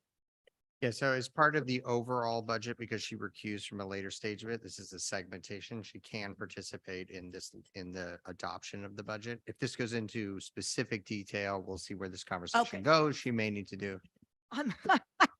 I think that well, we're not taking action on that, but I'm just going to remind you of what you did in November. Yeah. And never happened. That's all. So November 28th, 26th, I can't remember what it was. We had a presentation. There was a lot of discussion. Yes. And you referred to staff, several issues. It's in the minutes. Amy got it exactly right. And one of them, the DBA had proposed some studies so we could do traffic circulation and get some ideas about how to get people off the freeway, get around town, get people to know where downtown is and all that. It was referred. Jonathan identified a provider for that in December, like within weeks of when this happened. And it went to staff, and engineering was doing stuff, which I don't know why you had said you want certain answers about streetscape. It's all in the minutes. You referred it to staff. It never came back. I've bugged you. I mean, I've asked about this a few times. I understand that. So I mean, I'm just saying that we don't have to start over. I'm not saying It's all start over. identified. I absolutely was not insinuating that we start over. My point is that we need to get moving. And I think your point is exactly that. Yeah. We need to get moving Yes. because, and I do remember now we talked about some of the circulation study, or, you're asking someone to do it like a market analysis. How do you bring people off the freeway? It wasn't characterized right by that city manager at that point, but I clarified, because I had communications with Ellen Mitchell. There was a 5-point thing that the former city manager referred, which was not the same as what the council had directed. The council's direction is absolutely clear from the minutes. And that was referred to staff. Ellen Mitchell was dealing with it.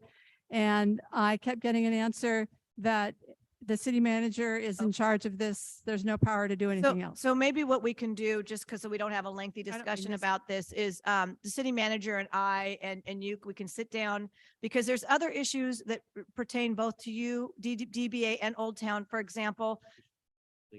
Their liaison, well, we just have to make sure we don't have who's a liaison to DBA though? It's Sandy. Yeah, so we're just talking about liaison DBA and you're the liaison. So, and that would be fine. We'll just because then you don't have a Brown Act violation issue. The other issue is, I just lost my thought now on that, but if we can convene a meeting and talk about that, because the other piece of this is whether or not DBA and OTBA are going to be responsible for actually managing those activities, or if the city is doing it. For example, Carnegie and 1103 High Street. With those leases, that ARPA money, Carnegie is going to go out, get bids, get the work done. It'll be done at prevailing wage. You will submit receipts for reimbursement. The city's not involved in Right, that, except for where we have to be on inspection and permit. Right. we have not discussed if that's going to be the same arrangement with OTB and DBA. I know that hasn't been discussed. So we have to discuss that because right now it's like stuck in staff world. So let's convene a meeting because There was never any belief on our part that it was designated to be spent in those districts, but there was never any suggestion that we would be touching money or contracts or anything. we just But- we need to flush that out Yep. and discuss that. And we just need to get to it. And so that's my whole intent is that I want to get these, I think we all agree, we want to get these money spent. So, Sean, let's just make that happen. We'll have a meeting, two separate meetings because DBA and OTB, I don't know if they need to be in the same one. We'll include Councilman Berlant as the liaison to OTB in that meeting, and we can just flush that out, and then we can bring it back to the council for an information so that everyone is we're all on the same page. Yeah. But that's really just my intent, is that I'm concerned that we're not on the road to success here with the expenditure of those funds. So when it comes to those two entities, I want to be. Yeah. But we're stalled out. But We'll get there. And I- Sean needs to be brought up to date anyway, Right, so. right. we're And there needs to be a process for when things get referred to staff that they're tracked and brought back. Well, that's a whole nother. Yes. All right, so that's on the ARPA. I gotta find my glasses. Okay. My point to that particular item. The next, item here is with regards on page 20 and also, which also tracks to page 59 of the budget, so both. And this is on the support for community projects. And I have a couple of comments here. I'm just gonna, look at page, I'll use 59 here. First of all, we have this undesignated sponsorship line, which is $3,940. And I just want to remind the council that we have asked our city manager to take a look at all of the different buckets for sponsorships, because there are a variety. The city manager has a bucket for sponsorships. There's this undesignated sponsorship line item, which I understand in the past we paid for, like the State of the Community dinner tickets, but I don't know. There's no transparency. I don't know who's approving those funds. Is that council? Is that city manager? None of us know. So he's going to come back to us with regards to all the different buckets for sponsorship money. That includes, we have community projects that undesignated, right now it's $60,000. That's that program. We've encumbered 20,000 from last year. We do know where that's going, but that would include any sponsorship funds that are in the Economic Development Commission's jurisdiction and also within the Arts Commission. So just a reminder that that's going to come back to us so that we can have full transparency and understand what we're doing on that. Also, and I know that staff have already agreed to do this, the council unanimously was not a vote, but we reached consensus on ensuring that we provide funds for the 4th of July as a line item. I know that, Nathan, you put it in the city manager's budget, but it really should be under the support for community projects as a line item so that it's transparent and that everyone knows we're going to fund it. And right now, I think it's a $5,000 allocation. So that I understand staff agreed to that they will put that there. So we'll do that. That's great news. Then this is also just as a confirmation, again, it's reflected in the minutes that we did not adopt, but we continued that with the adoption of the budget, all of our committees' requests are being funded through the budget process, but that does not authorize the expenditure of all those monies on any projects that are new. It's just for the existing until we have the scrub by the city manager, who's going to go through all of the enabling ordinances and take a look at the work plans and make sure that everything is copacetic. So again, if there's a committee that's been doing something ongoing, I'll just use Shacks as an example. They've been working on their tiles so they can continue to work on those same tiles. And so Sustainability Committee has allocated money for the website in the past budget, so that's fine. So again, just for the purpose of the record, it's already reflected in the minutes, but I wanted to make sure that was clear. See here, also page 29 of the budget on the closed landfill.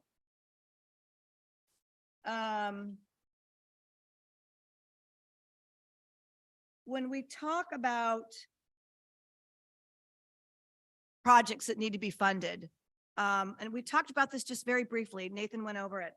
This is a huge issue for us. Right now, we have a deficit of $352,000 for our closed landfill. Now, we know that the state Regional Water Resources Control Board will be coming to us with additional work that's needed at that landfill. And that is the costs to perform those requirements is going to increase. And we have a deficit there. And when we talk about funding new projects, we've got to keep in mind that that closed landfill absolutely needs attention.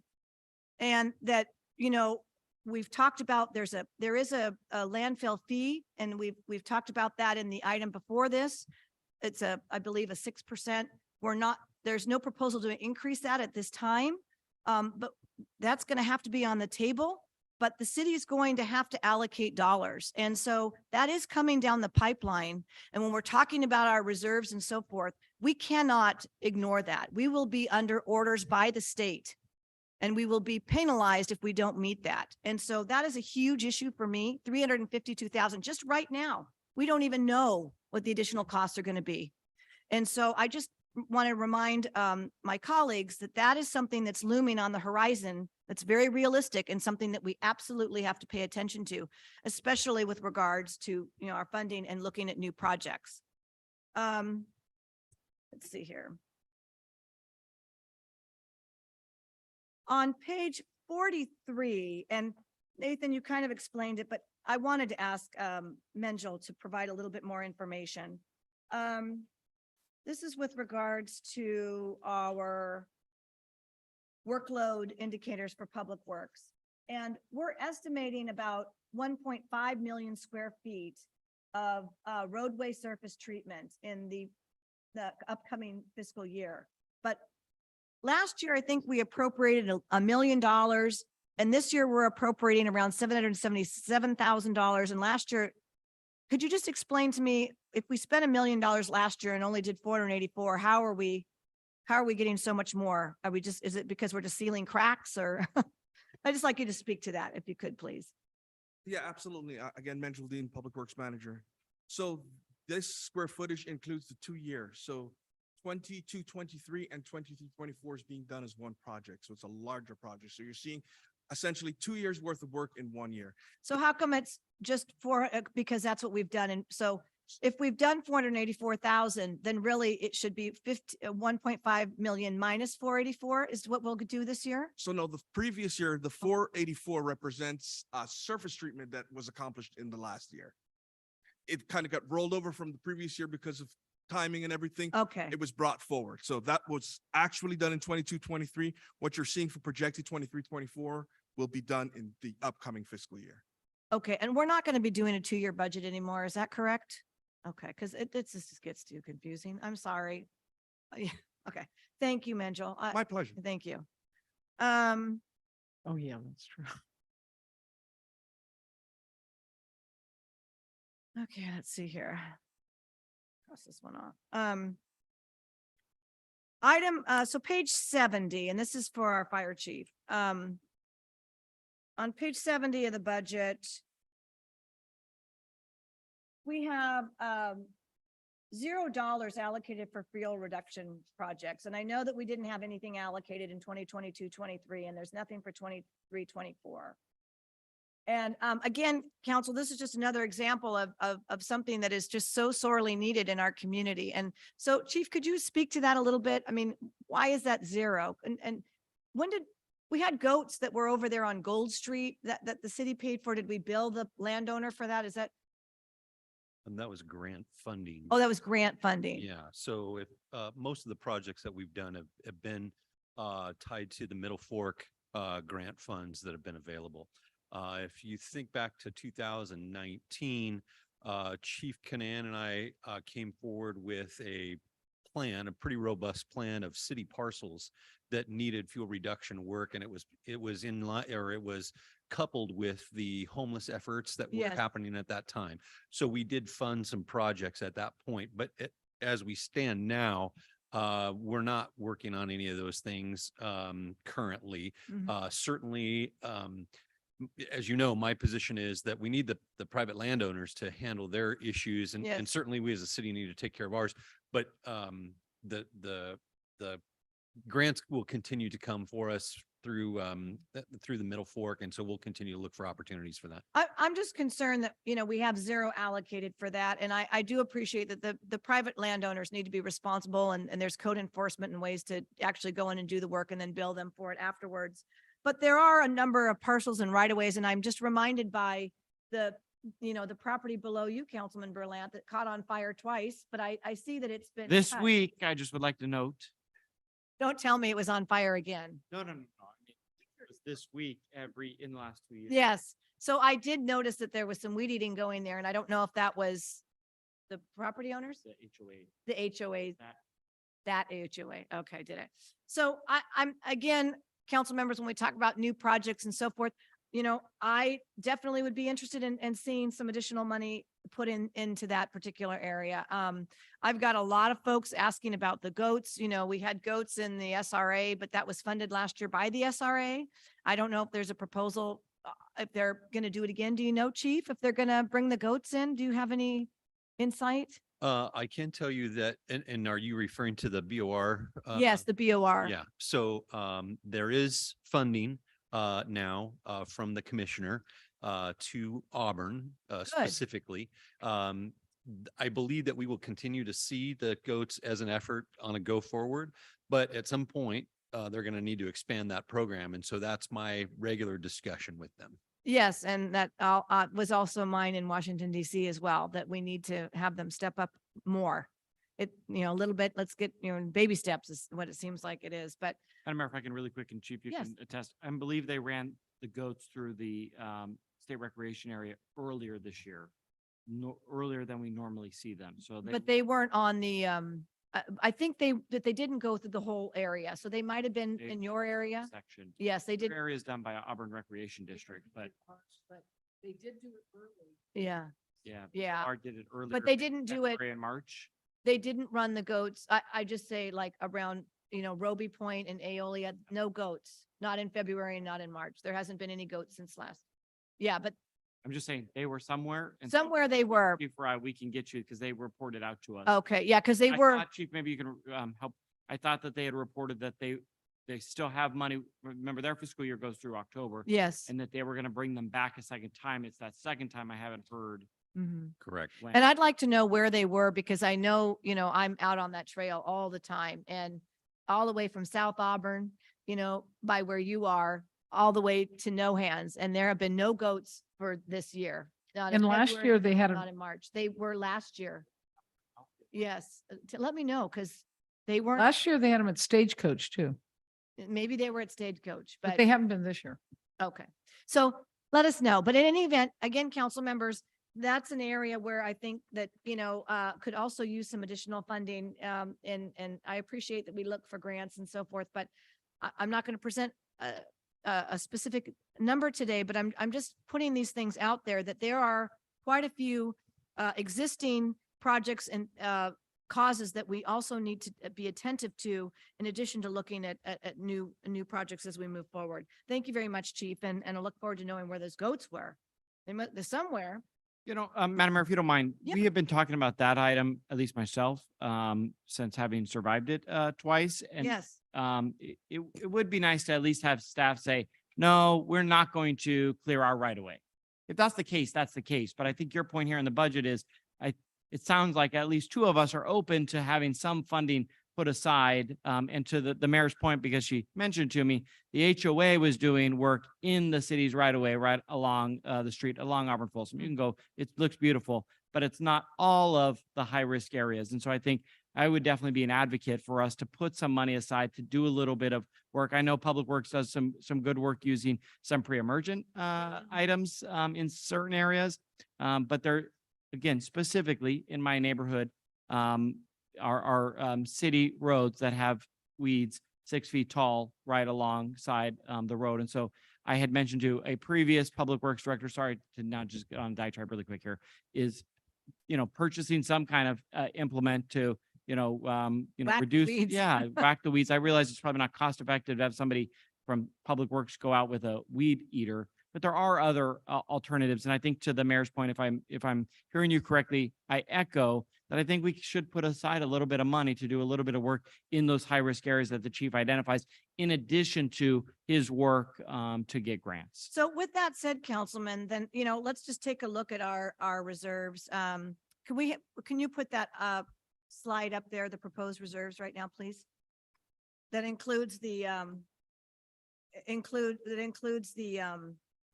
proposed new projects. There's the one. Okay, so looking at that, because, normally I would say that we can defer discussion to mid-year. There's a couple other things and I'm going to just wait till mid-year, but we're right now in fire season and it's going to be, starting to get hot. And, I haven't talked to the chief about this. Councilman Berlant, you probably have a better idea or chief. I mean, do you have a ballpark figure for us? If we were to allocate some funds to do, some work, some fuel reduction work on the city's properties, what that might cost and,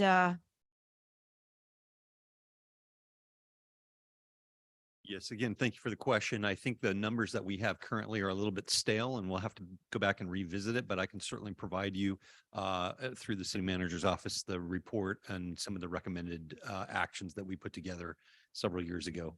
so then, yes, Mr. City I Manager. just to make a recommendation, I would say if you authorize us to do that kind of work, we'll do the work and we'll bring it back mid-year and do a mid-year budget update. Just Because do a it's not, mid-year? we Okay. don't have time to figure Okay. out. So if it's That- okay with council and if Yeah. you give me direction to do that, we'll just figure out a way to get it done. Okay, Not spend, $6 million or whatever, but no, figure out a reasonable amount of money, get it done, and then we'll bring it back and do a mid-year adjustment. that's to fine. accommodate. I'm fine with doing that. I just want to make sure that I was just thinking because we were going to need to do it right now. I didn't know Yeah. if mid-year would be the appropriate place, but I'm fine with that. Council, is there any objection to doing that at this time? I see, Councilwoman,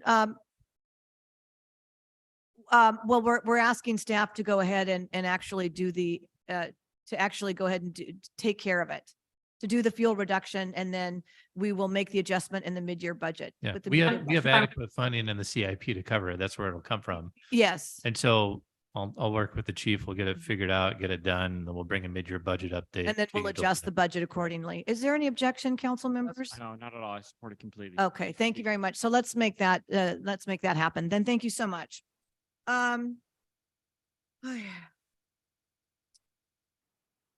I did say, I know we kind of talked about the building inspection. I'll just let that go. On page 95, and the city manager and I did discuss this.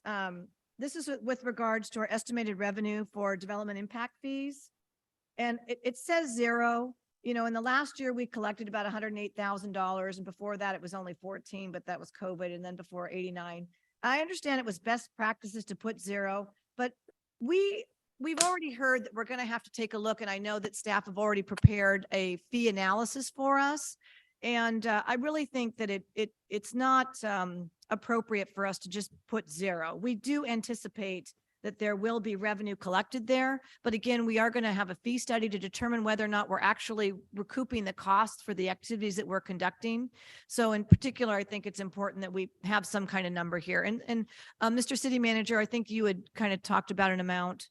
Yeah, I think that if we put 30,000 in, that should be okay. And if it's too low, then we'll adjust it mid-year. It's kind of money in, money out. It's not a major issue. And So this isn't, council members, this isn't going to upset the budget or change anything. It's just for the purposes of our record, especially since we're getting prepared to take a look at those fees to determine whether or not they're accurate. If we say we're collecting zero, then people are going to say, why do you need to increase your fees? Right? So just setting the table. Thank you very Senator, much. Would you mind though, or staff to tell us exactly where? Yes, we're page saying we're page at? 95. Yeah. On page 95, where it says development impact fee at the very top under revenue, it says zero right now. Got it. So there would be 30,000. Thank you. And it doesn't change the balance of anything, but I think that it's important to reflect that we do expect to collect something, especially as we are doing our economic development and so forth. So I don't know what best practice that was, but let's not practice that anymore. All right. With that said, I fully support bringing back the CIP. With regards to reducing the reserves at this time, I would really prefer to keep the reserves as proposed. And then when we have the CIP come back, we can always do a mid-year adjustment with regards to the reserves. And if we need to make any adjustments, we'll have a more realistic idea of exactly what kinds of projects might be coming. And that would be more, I think, really more appropriate at that time. So would be supportive to take a look at that at mid-year. So there's just my comments on that. Other than that, with the changes that we've suggested, and I know that the city manager, there's a couple little things that he's going to be noting. I'm fine with the budget as proposed. Are there additional questions, council members, before I open this up to public comment? Hearing none, public comment on the budget. Any public comment? Madam Clerk, any public comment online? There is not. No public comment. All right, council, I will bring this back to the council for a motion. Madam Mayor, I would like to make a motion that by resolution, we adopt the revenue estimates and expenditure appropriations for all city funds for fiscal year 23-24 as summarized in the fund schedules presented in the proposed budget with the amendments discussed and the direction provided to staff. Second. I'll second. It's been moved and seconded. Any further discussion, council? Hearing none, Madam Clerk, please call the roll. Councilmember Amara, Yes. Berlant, Aye. Holmes, Aye. Riddell Harris, Aye. Mayor Dowden Kelvue. Aye, let the record show the motion has been adopted unanimously. Thank you very much, council, on that item. All right, moving right along. Next item on the agenda is the city manager's report. I just have a couple quick things. So there was a video released today actually by Hoka. I was going to talk about that, Oh, but did you? Sorry to steal you. I gotta go first, I guess. yeah. Hoka video on Auburn endurance training. So like amazing video with like the cinematography, really, really nice.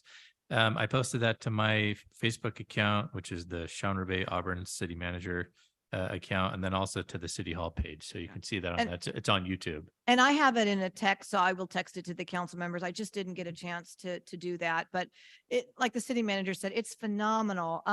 Hoka, I actually worked with Hoka on that. They had asked for some, some advice as to what they should target and look at. And I haven't finished watching all of it because I kept getting interrupted.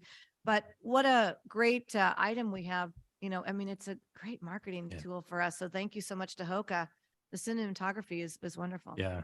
I also attended my first ever Western States Welcome Barbecue with that was coordinated by Amy and Amber. So thank you guys for that. That was really cool. Just to be around those people is very inspiring.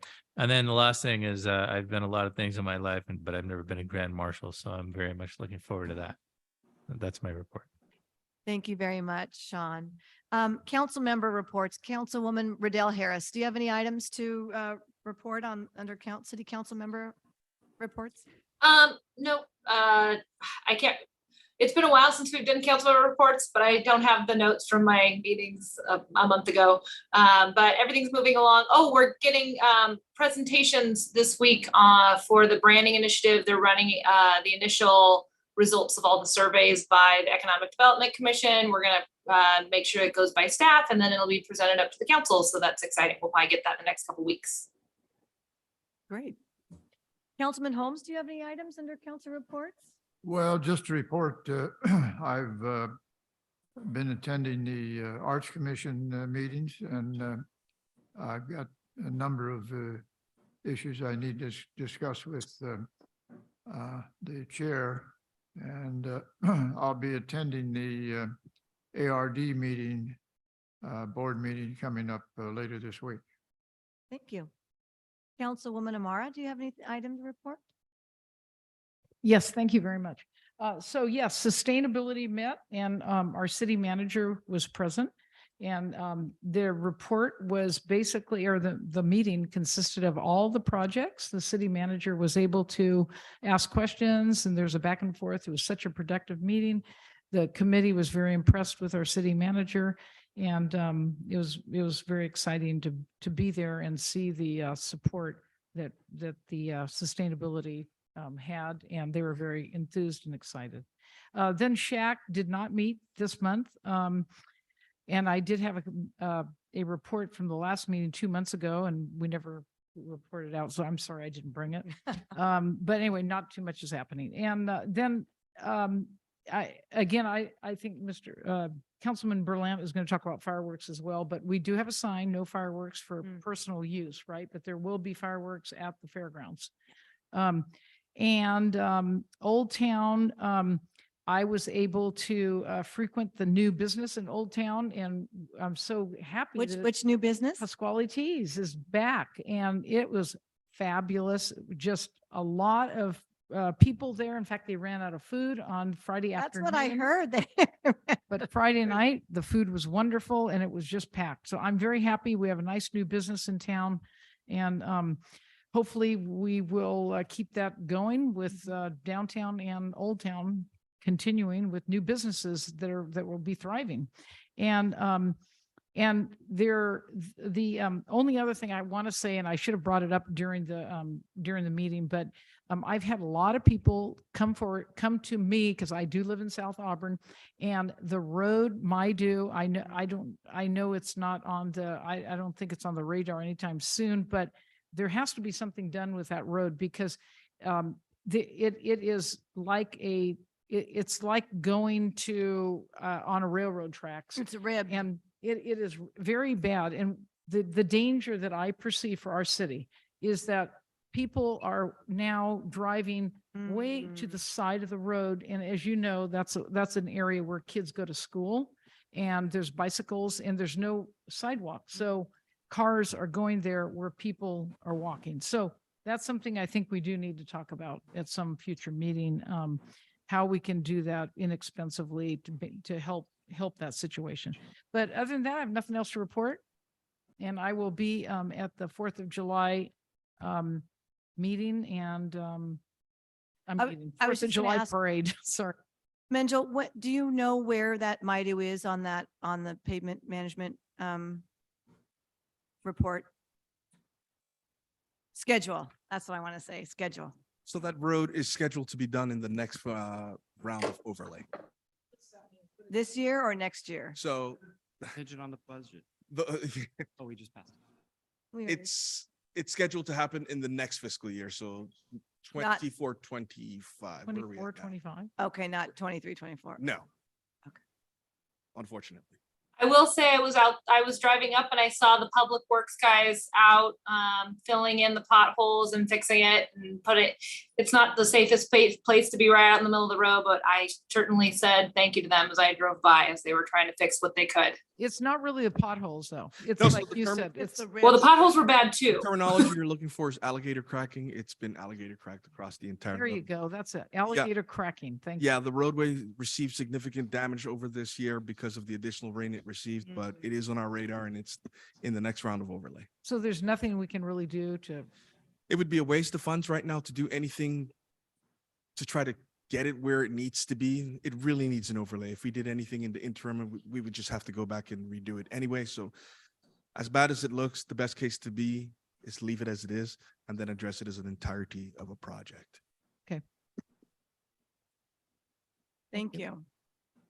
Councilman Berlant. Thank you, Madam Mayor. To my colleague's point, the Greater Auburn Area Fire Safe Council has been working with our fire department to post the no fireworks, and that again is for personal use. So even though you can buy Safe and Sane fireworks just down the hill, they are not allowed within the city of Auburn or the unincorporated part of Placer County. So really appreciate the Fire Safe Council posting signs throughout areas of Auburn. I think I was late to the meeting, and so I was voted in as chair of the council That's what happens, Councilman. to continue through the year. I have been the chair for probably half of my time on that council, but just based on my own work, I agreed to continue it through the end of the calendar year. Well, we can get several new members. In fact, I think we are almost at over 50 to 60% all new members. We'll be appointing, I think, our last city rep. And the county will be making an appointment in June as well. Yeah, and I think our we will be on the agenda, hopefully the first meeting in July for Excellent. our city of Auburn representative, and like you said, the county as well. Mhm. So there is that. On fire though, I just wanted to quickly acknowledge You guys talked about the video for Endurance, but our own fire chief made the news tonight on KCRA 3. And so if you haven't seen that, he was talking about the dangers of fire season and the things the public can do. So I'm very proud to see Chief Spencer on the news for the. I missed outreach. that. So I'm sorry that I missed that. We'll have You'll to, have to, somebody can find it. Google it. It's on the internet. Google I'll it. send you a link. Yeah. And then lastly, one that I think is really important that I know we talk about often, but the Placer Regional Homeless Response Planning Team, myself, City Manager, Lieutenant Morrison, Sergeant Neary, who is with us tonight, we all attended the planning meeting. Most of the meeting was a discussion to really solicit whether the jurisdictions support piloting the use of peers to expand outreach capacity. And so discussion of whether we hire somebody with a master's degree or whether we use peers who have lived experiences who can better relate to the population that we are trying to target. And so again, there was good support. How you fund it really is kind of the outstanding question. County has a little bit of funding, but they'll need to work for some grants to get some other things. Let's see, just a couple other items that I wanted to note here. I think, and City Manager, maybe you can validate this. I think they really wanted to wrap up the planning team. I missed the last 10 minutes or so, but at least from the notes, it sounds like they've now scheduled another 5 meetings for the next year. And so the planning team, which I'll just remind you, are the elected officials as well as the city management and police chiefs and representatives. So it is a broad group, but it kind of keeps us all together. That was one of the issues of phase 1 is the police chiefs and the county Health and Human Services were kind of doing their thing and the electeds were doing their own thing, and we weren't all on the same page. And so the planning team kind of brings the subject matter experts from our city staff with the elected leaders and the policymakers. So more to come there, but the bottom line is they'll continue to convene kind of this steering committee they'll be reconvening the steering committee to figure out what the planning team next steps look like and how we continue to address some of the homeless related issues. So unless I missed anything on that, that's the end of my report. Thank you. Thank you very much, Councilman. Councilman Holmes had one more item before I. Yes, I just wanted to mention that I attended the Auburn Planning Commission meeting last week. And they approved a new brewery on Hoffman Avenue. There was quite a bit of discussion about parking in that area and so forth, but I expect that will be coming to the council for final approval sometime soon. Was they approved it? Do you think it'll be on appeal? Someone's going to appeal it? It doesn't. What's That's why I the asked. name of the brewery? What? Oh, yeah. Double A, you know what it is. That's why That's- I want Councilman Holmes to tell me what is the name of that? that's come on now. Two Ass Brewery. Yes, that is the name. Thank you very much, Councilwoman Amara. Thank you, Councilman. All right, but we don't expect that to come before us because it's not going to be on appeal. So we won't have to. The Planning Commission took action. Well, there was somebody who had a number of questions about the parking and so forth. Oh, so they might appeal it. He might appeal it, yeah. Well, hopefully we, all right. Well, thank you so much. Thank you. Okay. I just wanted to mention, I do have PCTPA coming up on Thursday. It's been so long since we've given the meetings and I didn't bring my notes with me, but what I did want to just mention, I did attend the Greater Sacramento Economic Council's board, the chairman's receipt a couple weeks ago up in Truckee. And even though we haven't paid our dues just yet because we were just freshly, I'll be inducted on the board in September. They just meet every other month, but it was a phenomenal event. The CEOs working together for the region, bringing businesses here, clearly with Bosch, they brought to Roseville and $1.5 billion infusion to the economy there. But one thing I was really excited, and I was talking about, endurance capital of the world. And GSEC staff were talking to us, well, we really need to get businesses that are associated and that can take advantage of that. So, I fully expect that we'll be working with them because that is something, that's a niche that none of the other cities in the region really can hone in on. So when they're talking to prospective businesses, which they do internationally and across the United States, there's someone that says, oh, we will be the place that they will route those folks to, because really we're not competing with anybody else. So that's really exciting, but really good things happening there. I'd like to thank Councilman Holmes for bringing that item to us. Councilman, you and I spoke about GSEC before your election, and I had told you I was supportive of that. And so I think that it's really going to pay off for us. I really, truly do. So the next meeting for that group won't be until September. But other than that, I won't have anything else to report. I seem to just be incredibly busy all the time. Kudos to Amy and to Amber and all the staff that really worked so hard on the Western States Barbecue. Really appreciate it. There's a lot of work, last minute work. We promised to start that much earlier. Everybody's, and let me know if there's any money owed. Craig's ready to write a check. All right. With that said, I have nothing else to report. So unless there's any objection, I will adjourn the meeting. Hearing no objection, that shall be the order at 8:10 p.m. Thank you. Thanks, Rachel. Good night.